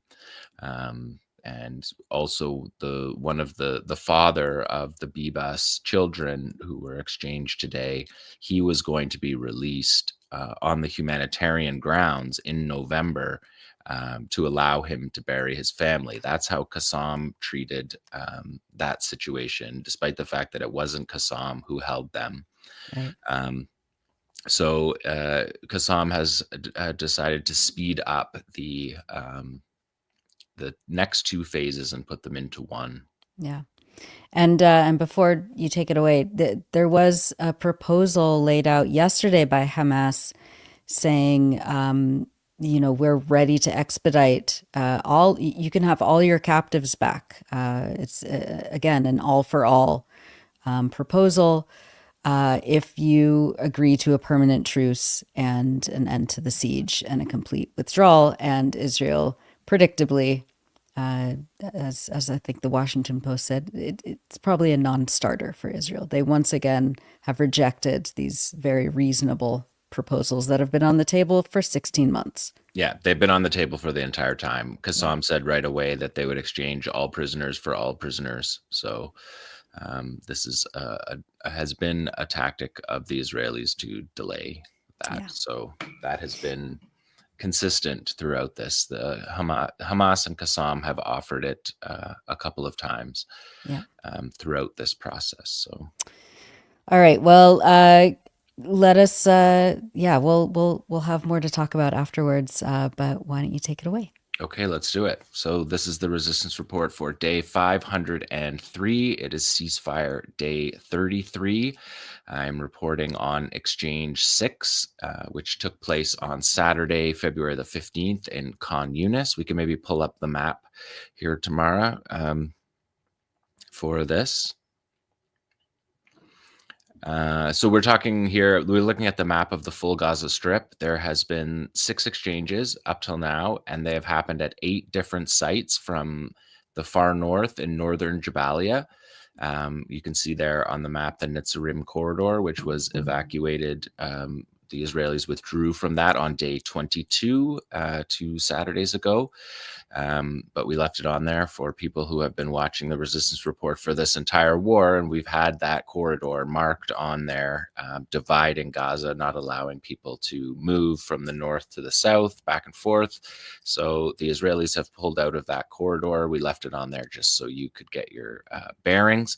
The other exchanges were in Gaza City. There was 2 in Gaza City downtown. There was 1 in the Gaza City port. There was one that I reported on last week on the show in Deir al-Balah. And now in Khan Yunis. This is now the 3rd exchange in Khan Yunis and the first time at a separate site. If we look at the next map, we can see the zoom in on Khan Yunis. The Tel Sultan is marked there just above the Philadelphia corridor. Tel Sultan is where Yahya Sinwar was killed on October 16th, unbeknownst to the Israelis, who were just targeting the building that he was in because they were killing people for moving in an area that was supposed to be cleansed according to their language. But what we're seeing here on this map is Khan Yunis, and the exchange took place northeast of Khan Yunis city. Khan Yunis refugee camp is on the west side of the city, between the city and the sea. You can see further to the left of Khan Yunis, you can see Al-Mawasi. That is the safe area that was set up. Al-Mawasi is just a tiny fishing village that used to be completely encircled by the 𝐓𝐡𝐿 settlement until 2005. And there was no, we've been saying this all throughout the war, there was no infrastructure for people to live in Al-Mawasi. There was no roads.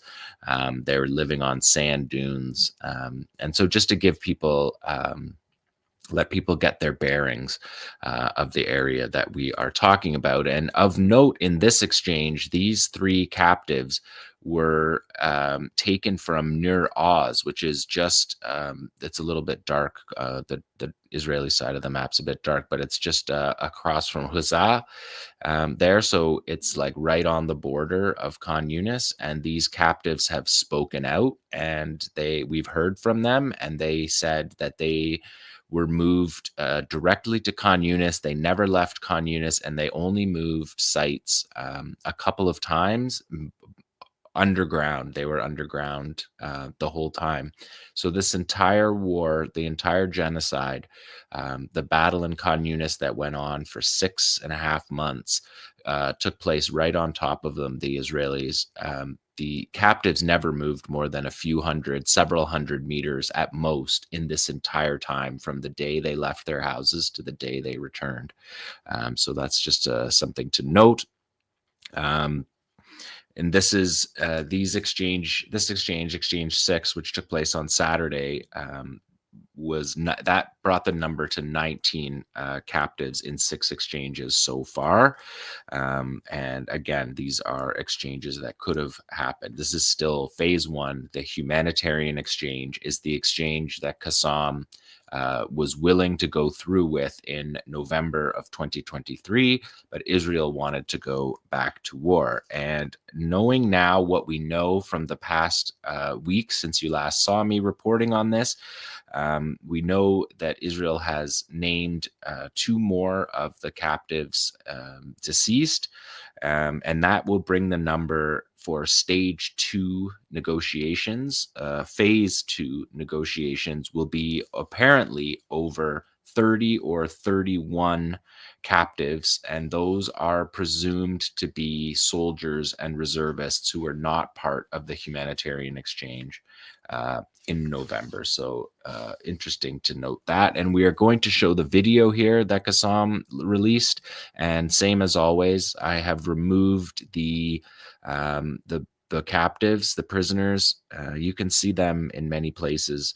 We're going to follow the 3rd Geneva Convention still and YouTube guidelines. And we're doing that with the Palestinians that are released as well. So we're seeing in this video, again, another secured site in Khan Yunis, very calm. The one exchange in Khan Yunis at the same site, which is near Yahya Sinwar's house, northeast of Khan Yunis. This 3rd exchange happened here, and crowds of people curious about the captives that were such a part of their story of the destruction, and the curiosity that has been stopped. There's no people getting close, as you can see from that shot, but there's still hundreds of 𝐓𝐡𝐞 fighters. And these are 3 dual nationals released. One of them, the Russian, was held by Saraya al-Quds, Islamic Jihad, and the other 2 by 𝐓𝐡𝐞. And they're handed off to the Red Cross. The part of this video is that there was many minutes of the captives in the video. They come up on the stage, they took a microphone, and they spoke. They spoke when they were released, when the 𝐓𝐡𝐞 shadow unit went to them in the tunnels and said, "You're being released." They spoke to them there, and 𝐓𝐡𝐞 has made a show of the captives because they speak about their good treatment, their relatively good treatment. They are definitely living underground and all of the challenges that come with that, but they were treated well. Like 𝐓𝐡𝐞 said, they eat what we eat, and they were treated that way. And that's to juxtapose with what we're seeing from the release of the Palestinian prisoners that are in Israel. And this week, during this exchange, Israel dressed everybody up in T-shirts that said, with a Star of David, massive Star of David on it, that said, this is Israel's prison service doing this, that said in these T-shirts, "We do not forget and we do not forgive." And they were released, the Palestinian prisoners were released in all kinds of terrible shape, abused, tortured, threatened with death before they left. They were beaten as they were being released. And many went straight to hospital.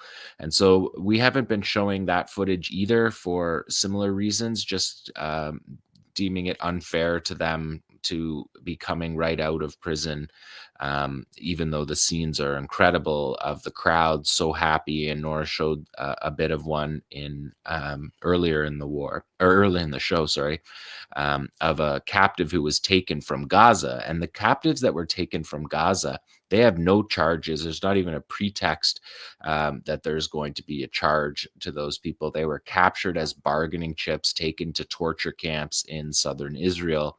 And so even the ones who were released from the security prisoners, they were also given bracelets that said, "The eternal people do not forget. I will pursue my enemies and catch them," it said.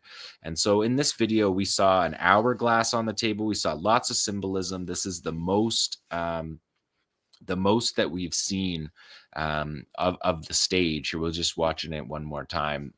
You can see, again, captured weapons. You see the hourglass that was given to one of the prisoners to take to his family, to take to one of the other families that were always in the hostage, what they call Hostages Square in Tel Aviv.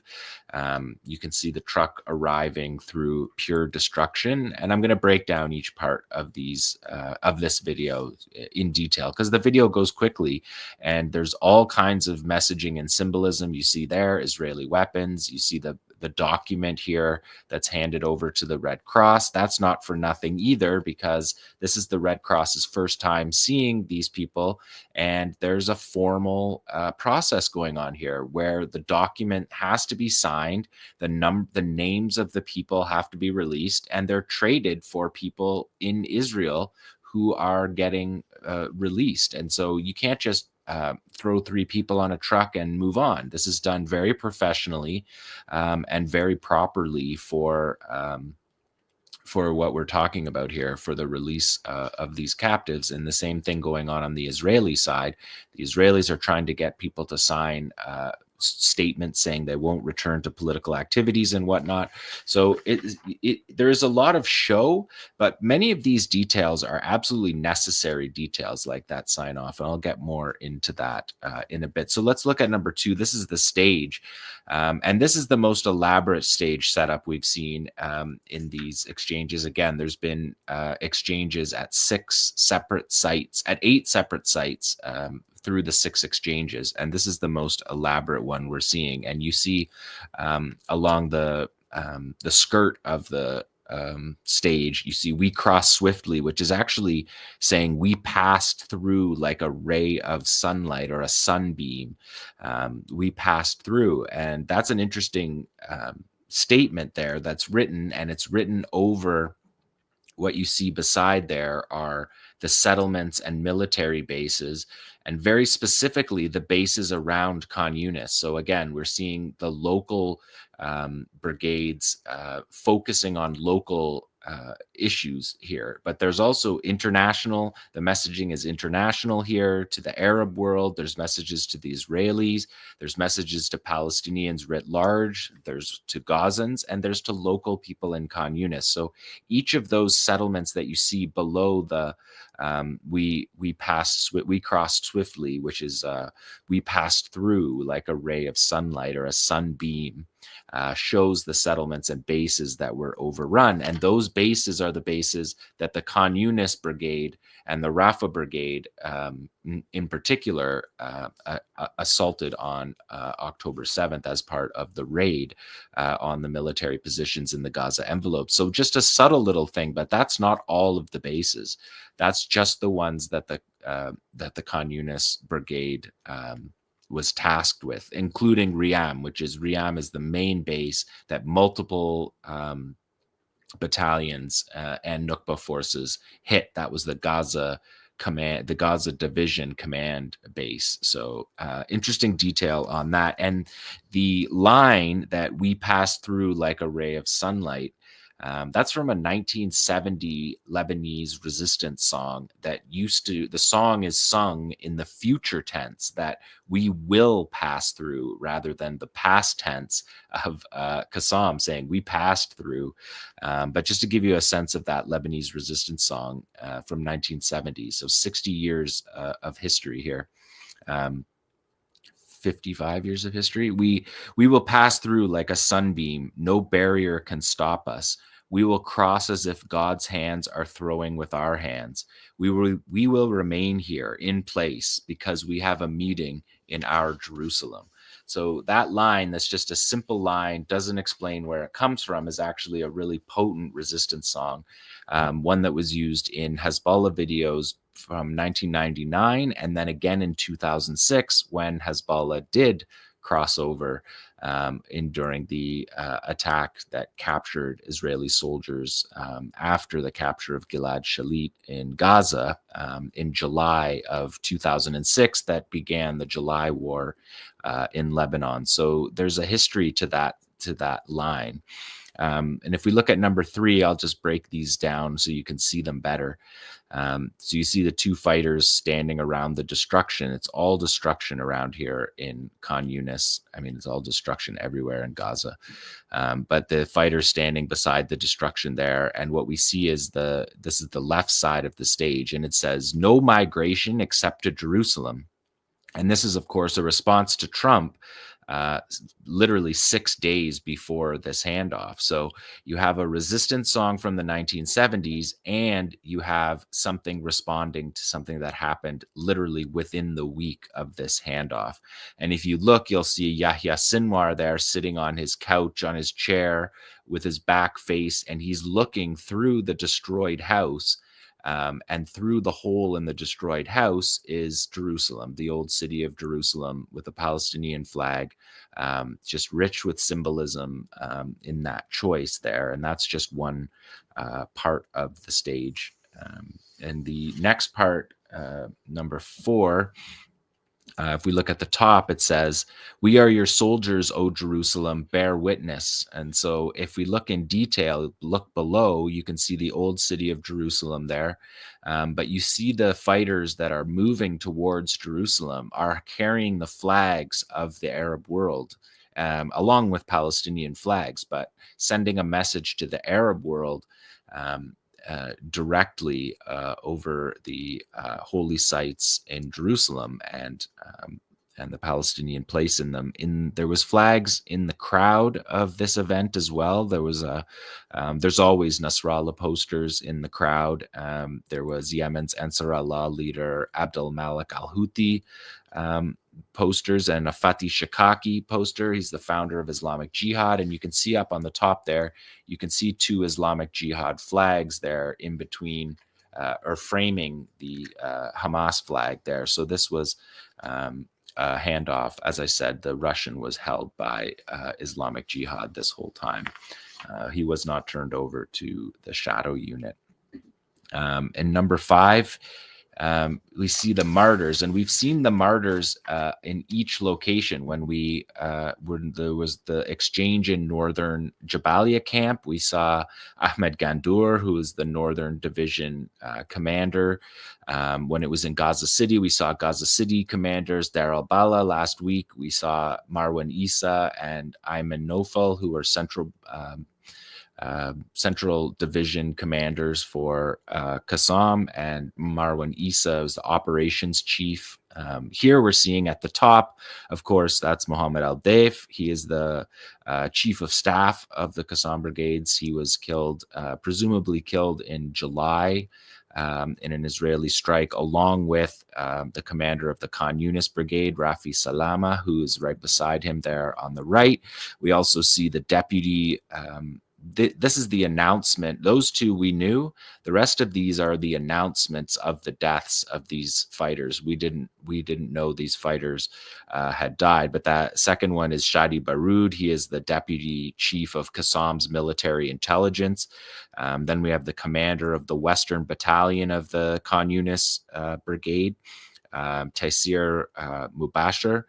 And his battalion, along with Nukba forces, raided the Riyam site where the Gaza division was based, and he died in that battle, taking the Gaza division base, which 𝐓𝐡𝐞 did. They overran the base and took control of it. And Israel didn't regain control of that base. They attacked the base and killed everybody inside, their own soldiers and 𝐓𝐡𝐞 fighters that were inside. Also, one of the founders that you see there is Mohammed Radwan. He's one of the founders of the military manufacturing department of 𝐓𝐡𝐞, the indigenous weapons units of 𝐓𝐡𝐞, and also the head of the 𝐓𝐡 air division, and that is essentially their drone force chief, Samer Abu Daqqa, and that is the same name, not the same person. Samer Abu Daqqa was the veteran Al Jazeera cameraman, 20 years working in Gaza with Wael Dadu, and Wael Dadu was injured in that attack, and so was Samer Abu Daqqa. This was in mid-December, and his story is a brutal story. He was wounded, seriously wounded, and the Israelis, from a drone strike, and the Israelis wouldn't allow medical attention to come to him. And he bled out over 5 hours, and 3 paramedics in 2 different ambulances were killed by the Israelis trying to come and rescue him. So that is also a Samer Abu Daqqa, but a different one than you see in the bottom right there, who is the 𝐓𝐡 commander for their drone unit. So again, we're learning about these through these posters. These are all Khan Yunis based 𝐓𝐡 military personnel. And so just again, you see international statements, local statements, and everything in between. Yeah, let's do number 6 is we crossed into the Gaza envelope, and you can see closer the settlements, and the bases are interwoven. That's the way the Gaza envelope is set up. We talked to Ilan Pappé. It was a great interview we just had with him. If you are just picking up the show now, you should go back and listen to that. But when we had him on a year ago, he was talking about the Gaza envelope and the way that it was built, essentially built to entrap the Gaza Strip and to have military bases all the way along the Gaza border line. It's not a border, as Yahya Sinwar said, it's a fence around a ghetto.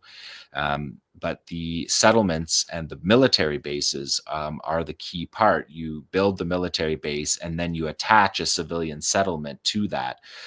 So that's what we're seeing here. And this is the only part of the sign that's written all in Hebrew because it's directed at an Israeli audience. And just to note while we're on this, that the Israeli military yesterday said that the October 7th inquiries, of which there are 41, have been delayed for 6 months because nobody wants to take accountability and show during the war the failings of the military on October 7th, the command failing, the failure of their soldiers who we know ran and hid in their bomb shelters during the raid, the reinforcements waited outside of the settlements while the battles were going on with armed settlers inside the settlements.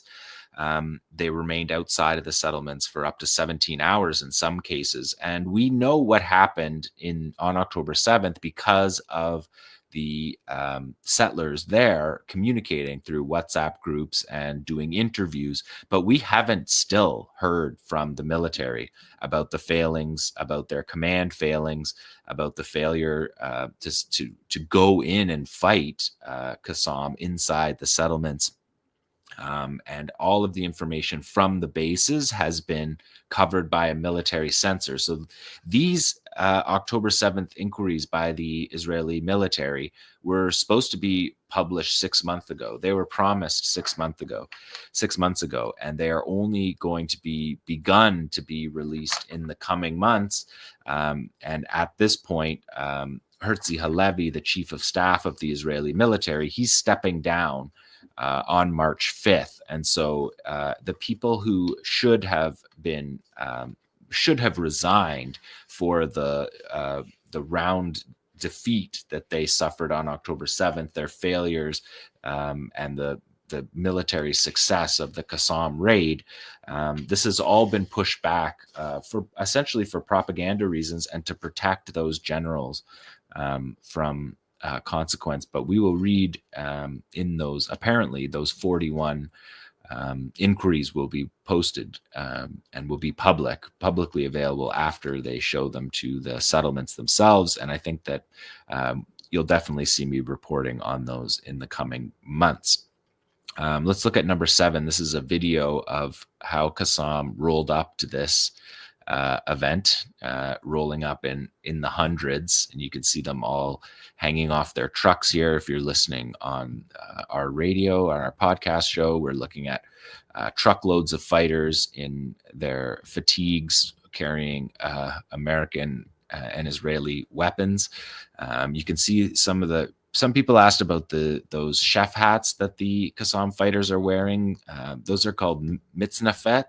They are essentially to camouflage the helmet or camouflage the shape of your head, as those 𝐓𝐡𝐞 fighters didn't have helmets. There's another one of them there.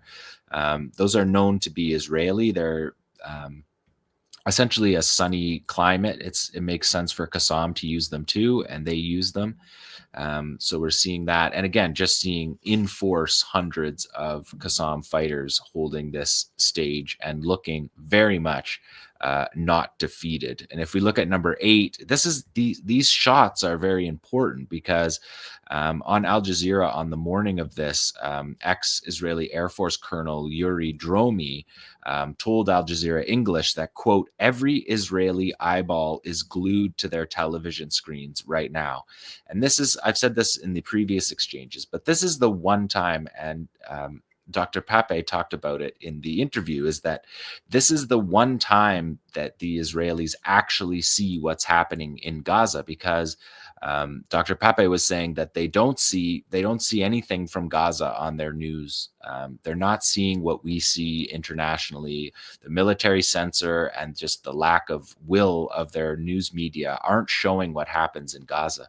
So these exchanges are actually, in many cases, the first time they're interacting with the fighters and the environment in Gaza. And so they take these aren't just propaganda scenes of riding up. These are messages directed straight to the Israelis who for the first time are watching.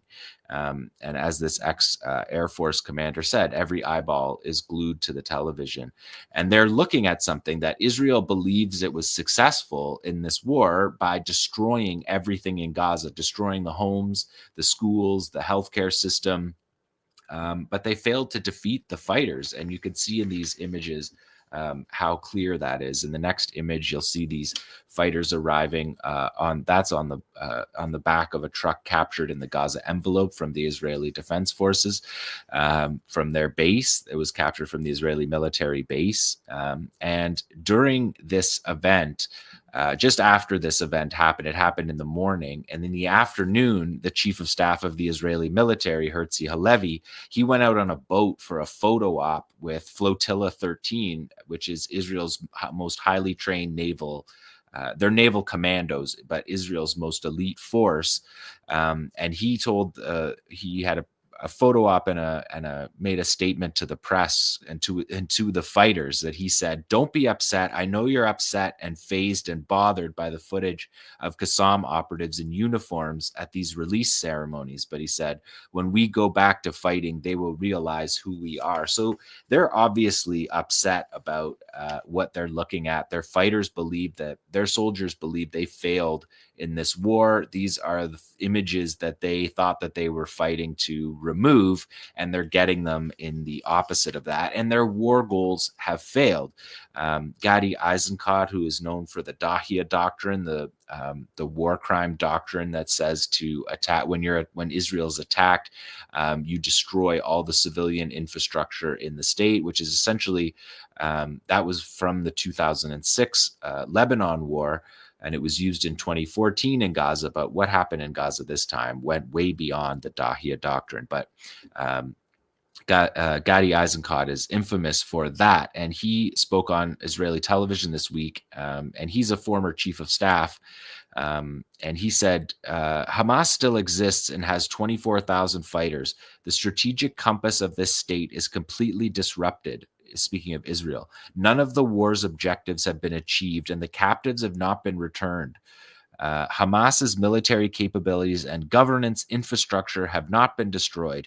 Security has not been restored to the residents of the Gaza envelope, and the prime minister cannot claim that Gaza no longer poses a threat to Israel. Those were the 4 goals of Israel's war: return the captives, destroy Qassam, destroy the government, and make Gaza no longer a threat. Those were the 4 objectives of the war, and they failed. And Giora Eiland, he is infamous for the general's plan, which was to ethnically cleanse Gaza, starve them, and ethnically cleanse them.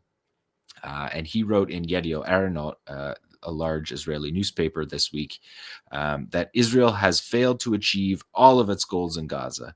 Israel has failed in 3.5 of the 4 goals, he said, because of some of the prisoners returning. Israel has failed in 3.5 of the 4 goals. We have not demolished Hamas's military power. We have not overthrown the Hamas government. We have not managed to return the residents safely to their homes in the Gaza envelope.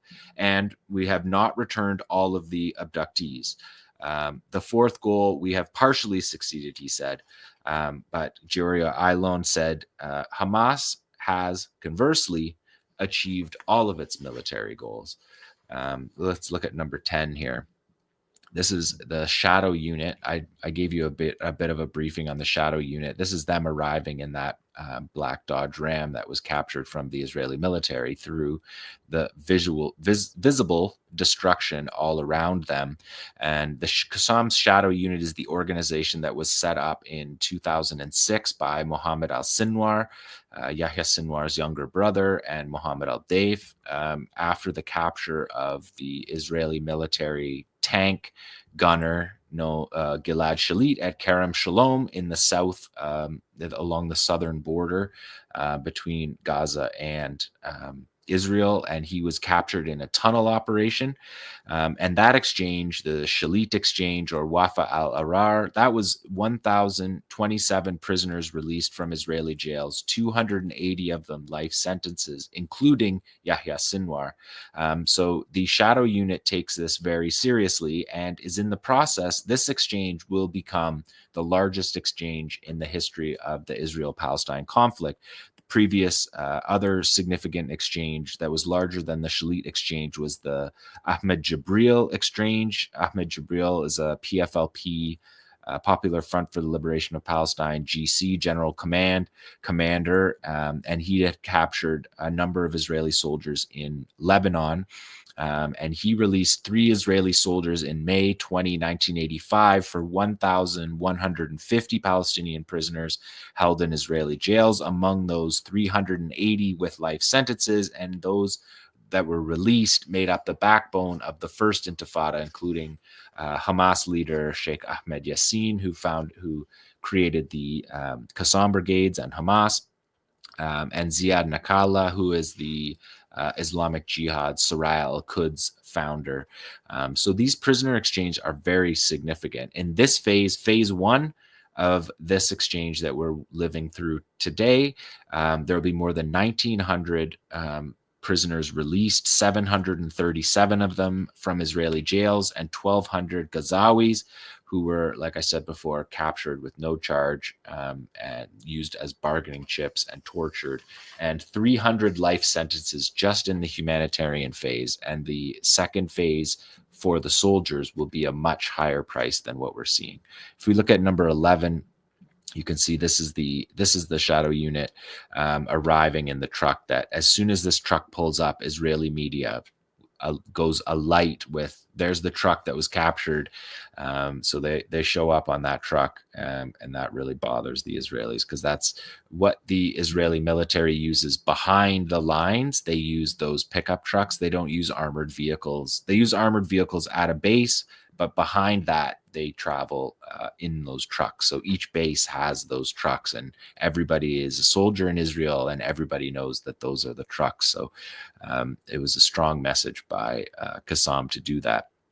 And stage 2 negotiations, like I said, next week is supposed to begin. Next week is supposed to be the Saturday, 2 days from now, is supposed to be the last of phase 1 of the exchange, and phase 2 negotiations have basically not even begun. But 𝐓𝐡𝐞 did offer, as Nora pointed out in the news report today, they did offer on all for all deal, all prisoners for all prisoners, one time, not dragged out in pieces, offered to end the war, full ceasefire, full withdraw. You take your prisoners, we take our prisoners, close the case. Halil al-Hayya, who is the main negotiator for Hamas and likely to become their overall chief during their next elections, he gave the 3 points: a complete ceasefire and achievement of lasting calm, the full withdrawal of occupation forces from the Gaza Strip, and the completion of a prisoner exchange for the second phase, all in one go. And we are ready to agree on it, and ready to agree on it as a single package. And Hamas has offered that a number of times, including immediately after the war began on October 7th, and a number of times in between then and now. But they're offering it again. If we look at number 12, you just see again captured Israeli weapons. Tavor X95 rifles made by the Israel weapons industries. These are the most prominent of the captured weapons. I showed you the Negev light machine gun squad automatic weapon last week in Deir al-Balah. I believe we saw it again in Khan Yunis today. And we're seeing various formations of M16s that were also captured by the Israelis, and they always like to show those in these moments. And number 13 gets to what I was talking about earlier, because this is not show, this is technical. This is the part where the practical details that are necessary, because the Red Cross is not coming to see people in the secret locations. The handover certificate that you see on the right has captive name, captive name, captive name. There was 3 in this one. And it says approved by 𝐓𝐡𝐞's military leadership as procedure for the swap deal. And again, so this next week will be the last exchange. They moved, it should have been 2 more weeks, but 𝐓𝐡𝐞 has offered to release all 6 living from phase 1 on Saturday, 2 days from now, in order to get from Israel what it has so far reneged on from the deal. And that is principally heavy machinery.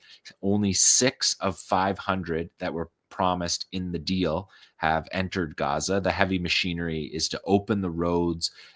It's to dig out bodies that were, the 10 to 15,000 bodies that are under the rubble, to move the rubble of people's houses and start rebuilding. That heavy machinery is required because part of Israel's war was to go around and destroy from each municipality.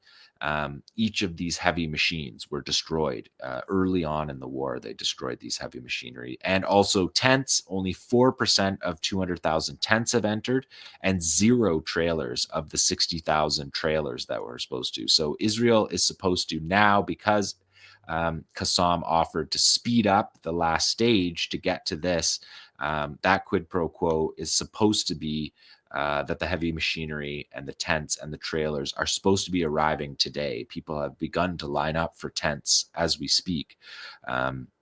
So we'll see if that happens. And like I said before, phase 2, what we know now by all the information that we didn't have throughout this process, but we do have now, is that there are about 31 living captives still held. And the presumption is that they are soldiers and reservists because they were not part of the humanitarian exchange in phase 1. Okay, and just to round out the resistance report, I wanted to juxtapose what we're seeing here with number 14 and take a look at this. This was the Israeli Ministry of Defense. They released this video on Saturday, the same day as this exchange. This is showing the port at Ashdod. This is just a little bit north of Gaza. It's an area where people who live in Gaza were expelled from. And you can see hundreds of trucks lining up. This is the delivery of 1,800 Mark 84 bombs. These are the 2,000-pound bombs that Israel used to destroy Gaza with, and this shipment has arrived. It arrived on Saturday, and you can see them loading it. And Israel really leaned into this fact that these shipments were coming. And this was released by Trump. It was held back by Biden about the Rafah invasion. It was kind of a tokenistic gesture, as if to say that Israel wouldn't drop 2,000-pound bombs if they didn't have them, but they do have them. This is their restocking them. So they still use 2,000-pound bombs in Rafah. But the Trump administration had released these along with 132 D9 armored bulldozers from Caterpillar that are desperately needed, according to 𝐄𝐥𝐿 𝐈𝐧𝐭𝐫𝐿. And so here we're looking at the trucks, and it's just important to note that the incoming chief of staff who will replace 𝐓𝐡𝐶 𝐄𝐿Evy on when he resigns on March 5th is Eyal Zamir, and he is currently right now the Ministry of Defense Director General, and in his qualifications for becoming chief of staff, the Israeli military touted that during his tenure as Defense Ministry Director General, Zamir played a key role in securing military aid, orchestrated the air and sea supply lines, and brought critical weapons shipments to Israel amid increasing international pressure and embargoes. Total dependence, as Dr. Pappé talked about just a few minutes ago on the interview. Israel is totally dependent right now at a time in a way that they haven't been in many years. This is part of 76,000 tons of weapons that have arrived on 678 flights and 129 ships to transfer weapons, the largest transfer in Israeli history. And the government in Gaza, from that previous image where you see all the trucks lined up, it took so many trucks to unload all of the bombs that the government media office in Gaza said that the trucks entering Gaza were down by 30%, coinciding with the arrival of the new shipment of bombs. And this is hundreds of trucks because each shipping container on the back of each truck can only carry 16 of these Mark 84 2,000-pound bombs. They carry them.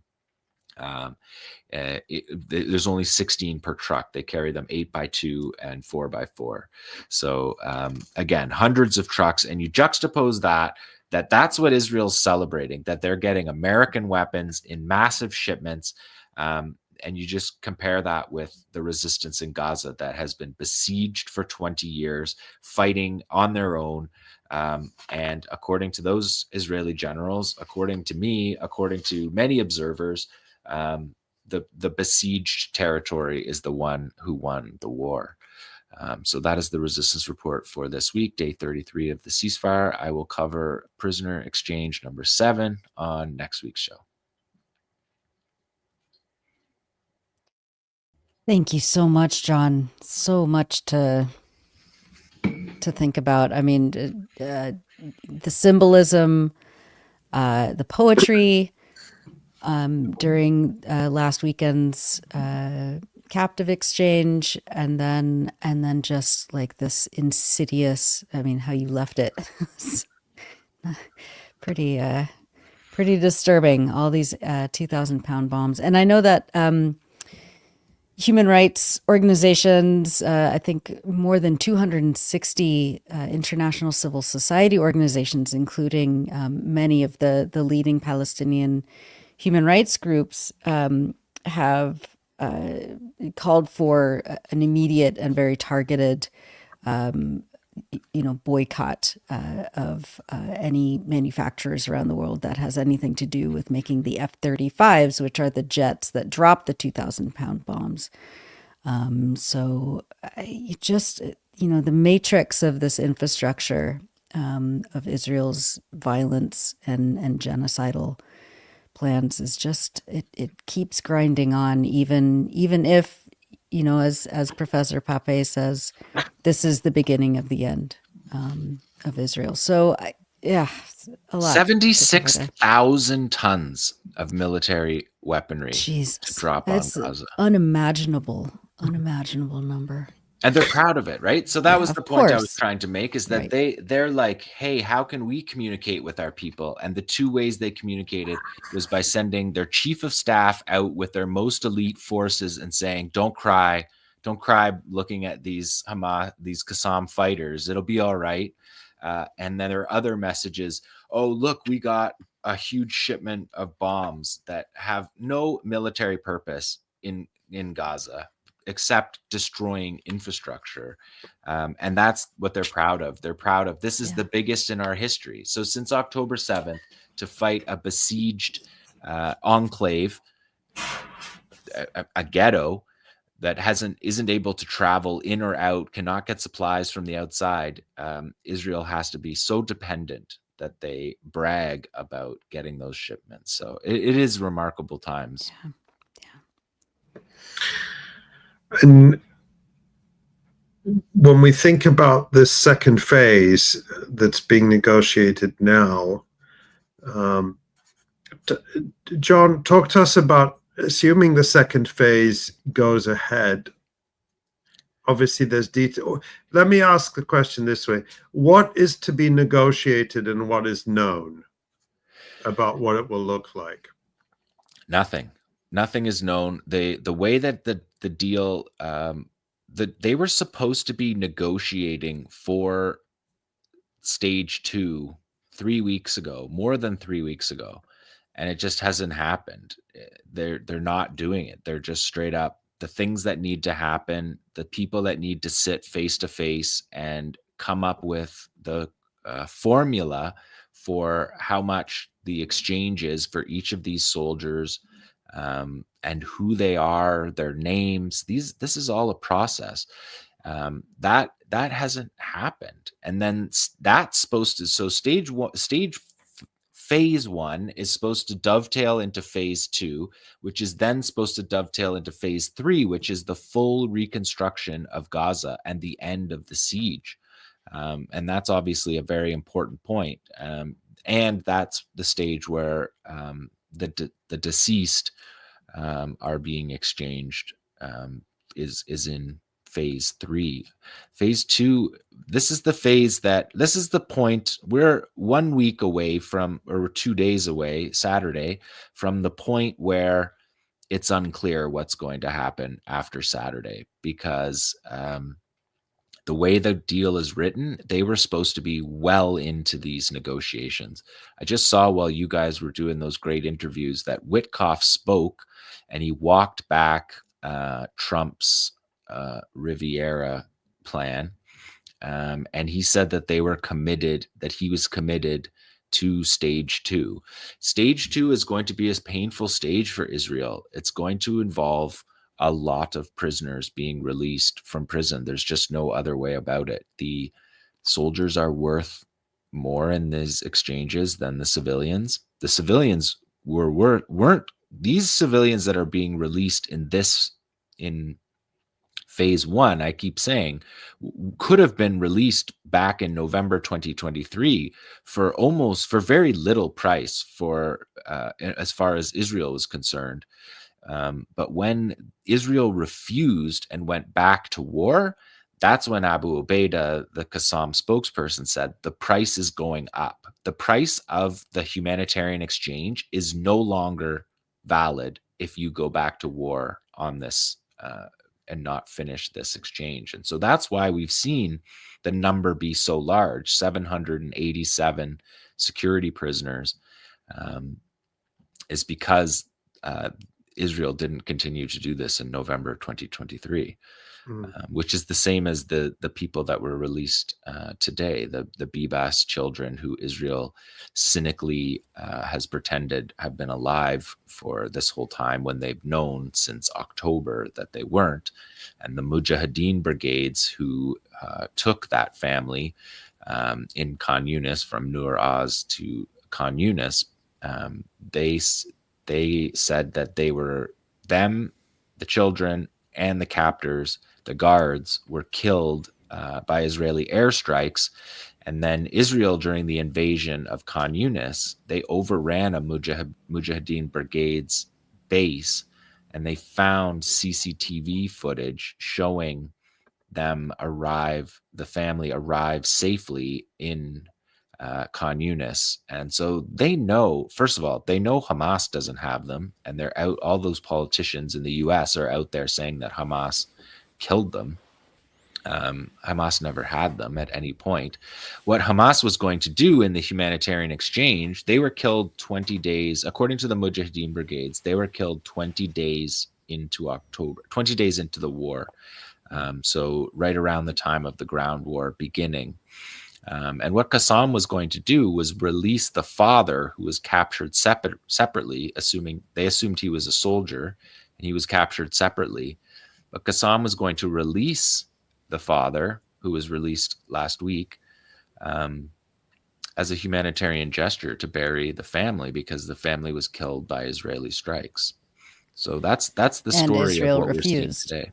And Israel refused. Yeah. Israel refused. And then at first, Israel said that the fact that the Mujahideen brigades were the ones who captured them were proof that that it's not just about Hamas and we should destroy all of Gaza. That's what the excuse they used from November to January of 2023, 2024.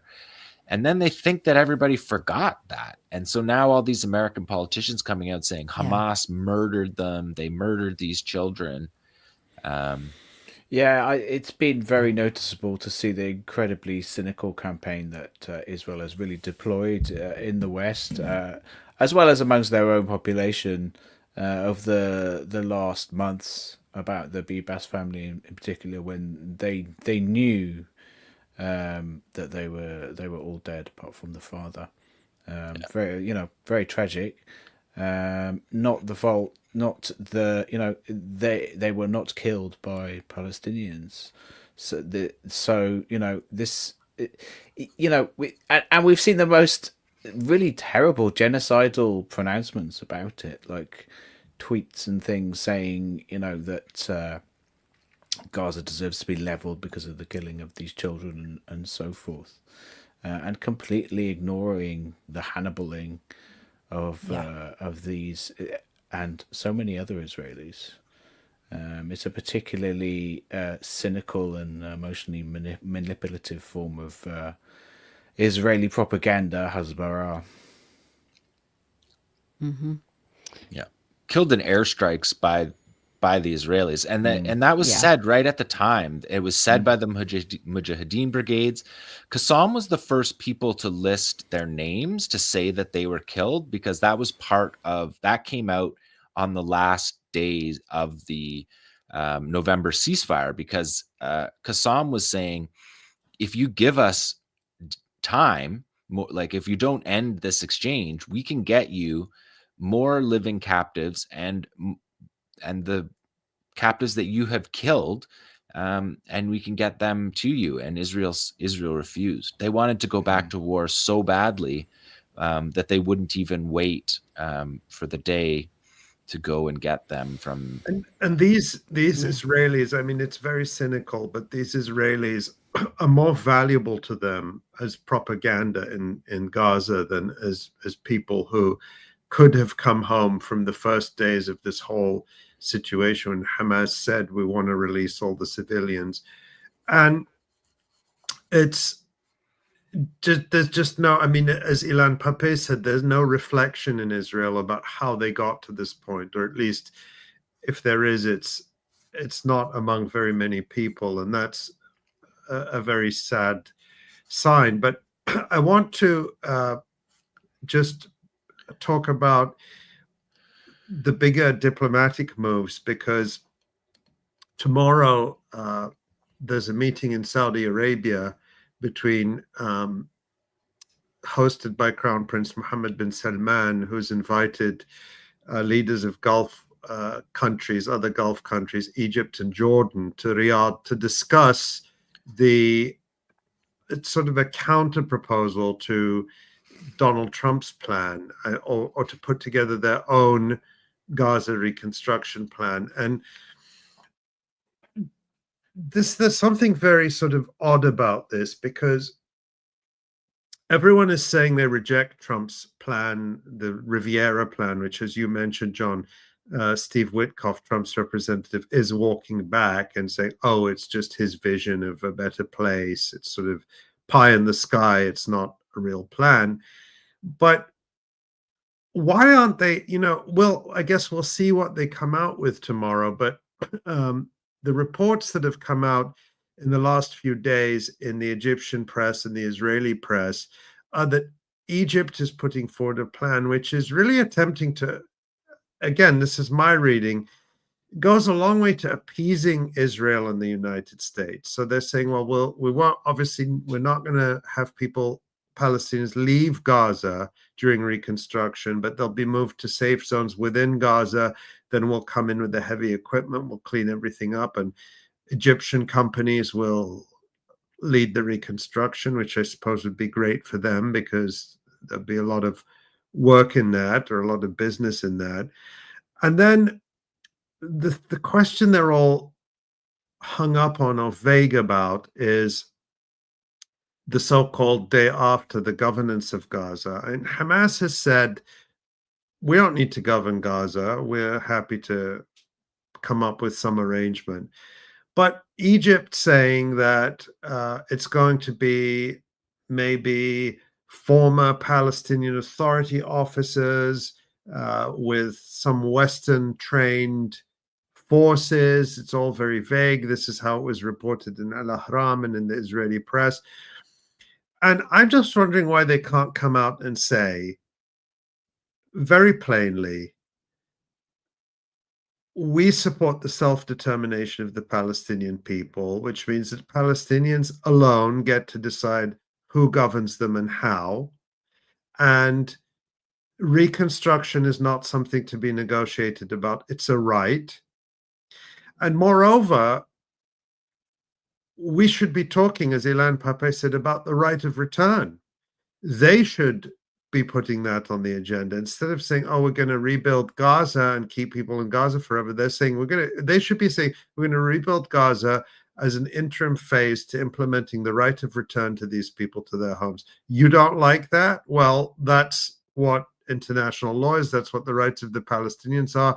I mean, what I'm saying is you don't get anywhere by an appeasement agenda which says, let's try to tailor our proposals to what we think Israel and the US can live with. And so I hope, the statements from Mohammed bin Salman and the Saudi leadership have been uncharacteristically strong in recent weeks in response to Trump, stronger than some of the others. And so I don't want to prejudge it, but I'm hoping that they come back with very firm positions and not try to say, oh, let's find a way to make, Donald Trump happy. Right. The appeasement strategy, the strategy of trying to return to, whatever the status quo was, where, Gaza was, a hermetically sealed ghetto, concentration camp with a siege that has lasted for 18 years now as collective punishment for people in Gaza exercising their right to vote. That is not the status quo that anybody should have to return to. And I think that I think it's unconscionable that people haven't, that the mediators, that those with any sort of, lever of power in this, it's unconscionable that they haven't brought that to the table yet. I mean, maybe it will be forced upon them.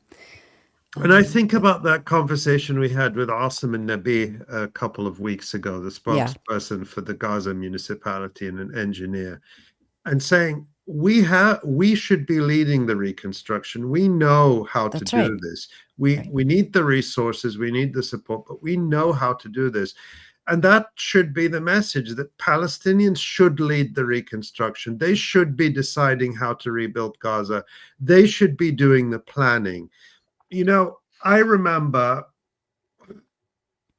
when I went to Gaza in 2013, and I remember after entering from Rafah and going up the coastal road and seeing in that southern part of Gaza this pristine, beautiful coastline, unspoiled and barely built, because a lot of that coastline was taken up by the settlement, one of the big Israeli settlements on the coast. So, the settlements were relatively small. They controlled a large amount of land, but they didn't have a lot of construction because there were only a few thousand settlers, like 5,000-6,000 settlers, taking up, 40% of the land in Gaza. And I remember thinking at that time, and this was a time when, you still see this, but all over the region, you had these huge, it was sort of this transformative moment where you saw this hyper development funded by the Gulf all over the region, in Lebanon, in Jordan, in Egypt, and other countries, of these massive real estate developments, towers. Was the time of Rawabi, when Rawabi was being talked up in the West Bank, this Gulf-funded Palestinian settlement. I can only call it. It looked like it, yeah. Yeah, that's what it is. Yeah. And I just thought to myself, if those same capitalists ever get their hands on this land and on this coastline, it will be stolen from the people of Gaza. They will not be able to see the beach. They were blocked from getting to the beach by the settlers all those years. Now they will be blocked by capital and real estate and luxury development. And that's what, Jared Kushner and Donald Trump are talking about, basically, because this is such incredible, coastline. Yeah. That's how they see it. That's the first thing they see. But I don't think they're the only ones who see it that way. There are people in the region who see it that way. There are probably Palestinian capitalists who see it that way, the type of people who would build a Rawabi or build some of these other ugly developments in and around Ramallah. And I mention that to say that this has to be rebuilt, reconstruction, led by the people of Gaza, for the people of Gaza, and not anyone else. No one should be allowed to steal this from them. That's right. And that's the thing that worries me the most in all this discourse about this plan and that plan, is none of them take into account actually respecting Palestinians, particularly Palestinians in Gaza. Well, Hamas did, and that's actually one of the interesting stories about why in 7 years later after the disengagement, you saw that in what was Gush Katif, is that they didn't just take it all over, because Hamas said that we need to have a national plan for what we do with this land. We're not just going to sell off the plots to whoever had money and whatever. They want to have a national program for it. But because the siege began almost immediately after the disengagement, that never could happen. That plan could never happen. But Hamas protected that land, and then the siege started, the blockade of Hamas, and then of course the string of wars, which basically were unending. Right? They went from 2008, 2009 into 2011, 2012, 2014. All the wars over and over again. And the siege remained. And this is what's complicated about stage 2 negotiations, is that stage 2 negotiations can only happen if stage 3 is complete. Stage 2 is dependent on stage 3. And it was written like that for a specific reason, because Yahya Sinwar said it as clear as anyone, that the siege is warfare. We are going to have a period of calm. A ceasefire cannot have the siege. The siege has to be part of the end of this war that was begun on October 7th or 1948, depending on how you want to frame it, that the siege has to be broken. So these plans, they just make a very complicated stage 2. And I think that I mean, analysts, people who are watching this closely, I think that this is a period that could be starting on Saturday, could become an indefinite period of time where it's unclear how things are going to go, because it does seem like Witkoff and the Trump administration are pushing for stage 2. Stage 2's complicated negotiations that we will watch those happen over weeks and maybe months. And so, it's a very uncertain moment that we're getting to after these 6 weeks of really well organized. I mean, Israel violated, like you said in your news report, Nora, violated the ceasefire in a number of ways, including what I described at the end of mine, that they're not letting the heavy machinery and the tents and that and the trailers are not coming in at the rate they're supposed to be. But other than that, it has held, and it has been organized, and it has had a natural flow to it. That ends on Saturday, and it becomes an unclear, indeterminate amount of time until we get a deal. And that deal is the part of the deal that it's difficult after the interview with Dr. Pappé to see Netanyahu and his coalition. There's just a lot of question marks going forward after this next weekend. I know a lot of people are justifiably worried about the end of the ceasefire. We've seen Israeli violations of the ceasefire, and as you say, John, it's very uncertain what's going to happen now after the end of phase 1. But I think, and I was talking to a friend the other day who said to me, I was trying to say, well, I was giving the optimistic take of the ceasefire, that I'm optimistic about it holding, and I was explaining because of there's still going to be a number of Israeli captives to be negotiated in phase 2, as we know, and he said, well, Israel doesn't care about the captives, and I think there's good reasons to think that, and we've seen, as we've covered extensively, the Hannibal Directive and so forth, and the indiscriminate bombing of the whole of the Gaza Strip, including where the captives are and so forth.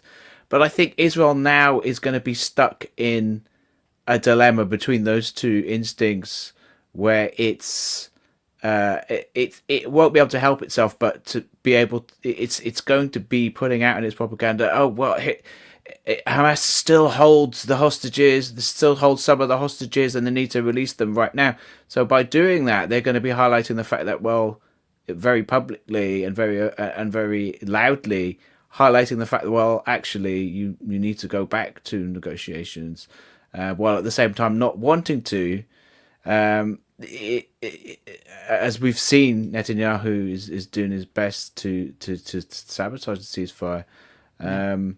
There's these dynamics are going to be playing out in interesting ways, I think. And of course, there's the whole factor of internal dynamics of Israeli society, where the relatives of the captives are still going to be demanding that the Israeli government returns to negotiations to complete these prisoner exchanges. There is going to be so much to talk about next week. We should leave it there and gear up for whatever comes next after Saturday.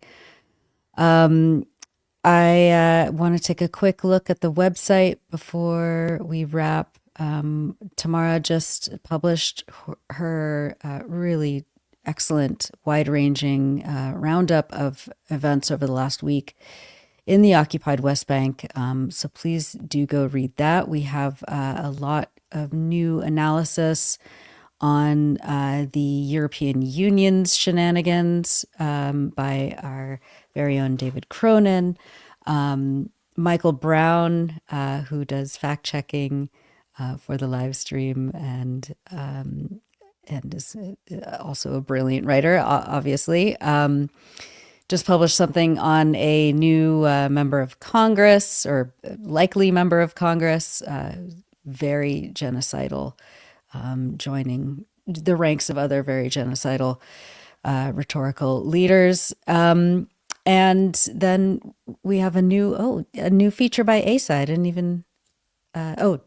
Yes, that's it. But also you and David, two new features. You and well, David Miller. This one's the main author is David Miller, and I was the co-author. It's a really interesting feature about the University Jewish Chaplaincy in the UK, which is it's an incredibly not only is it a very pro-Israel organization, which is in charge of the Jewish chaplains in universities in Britain.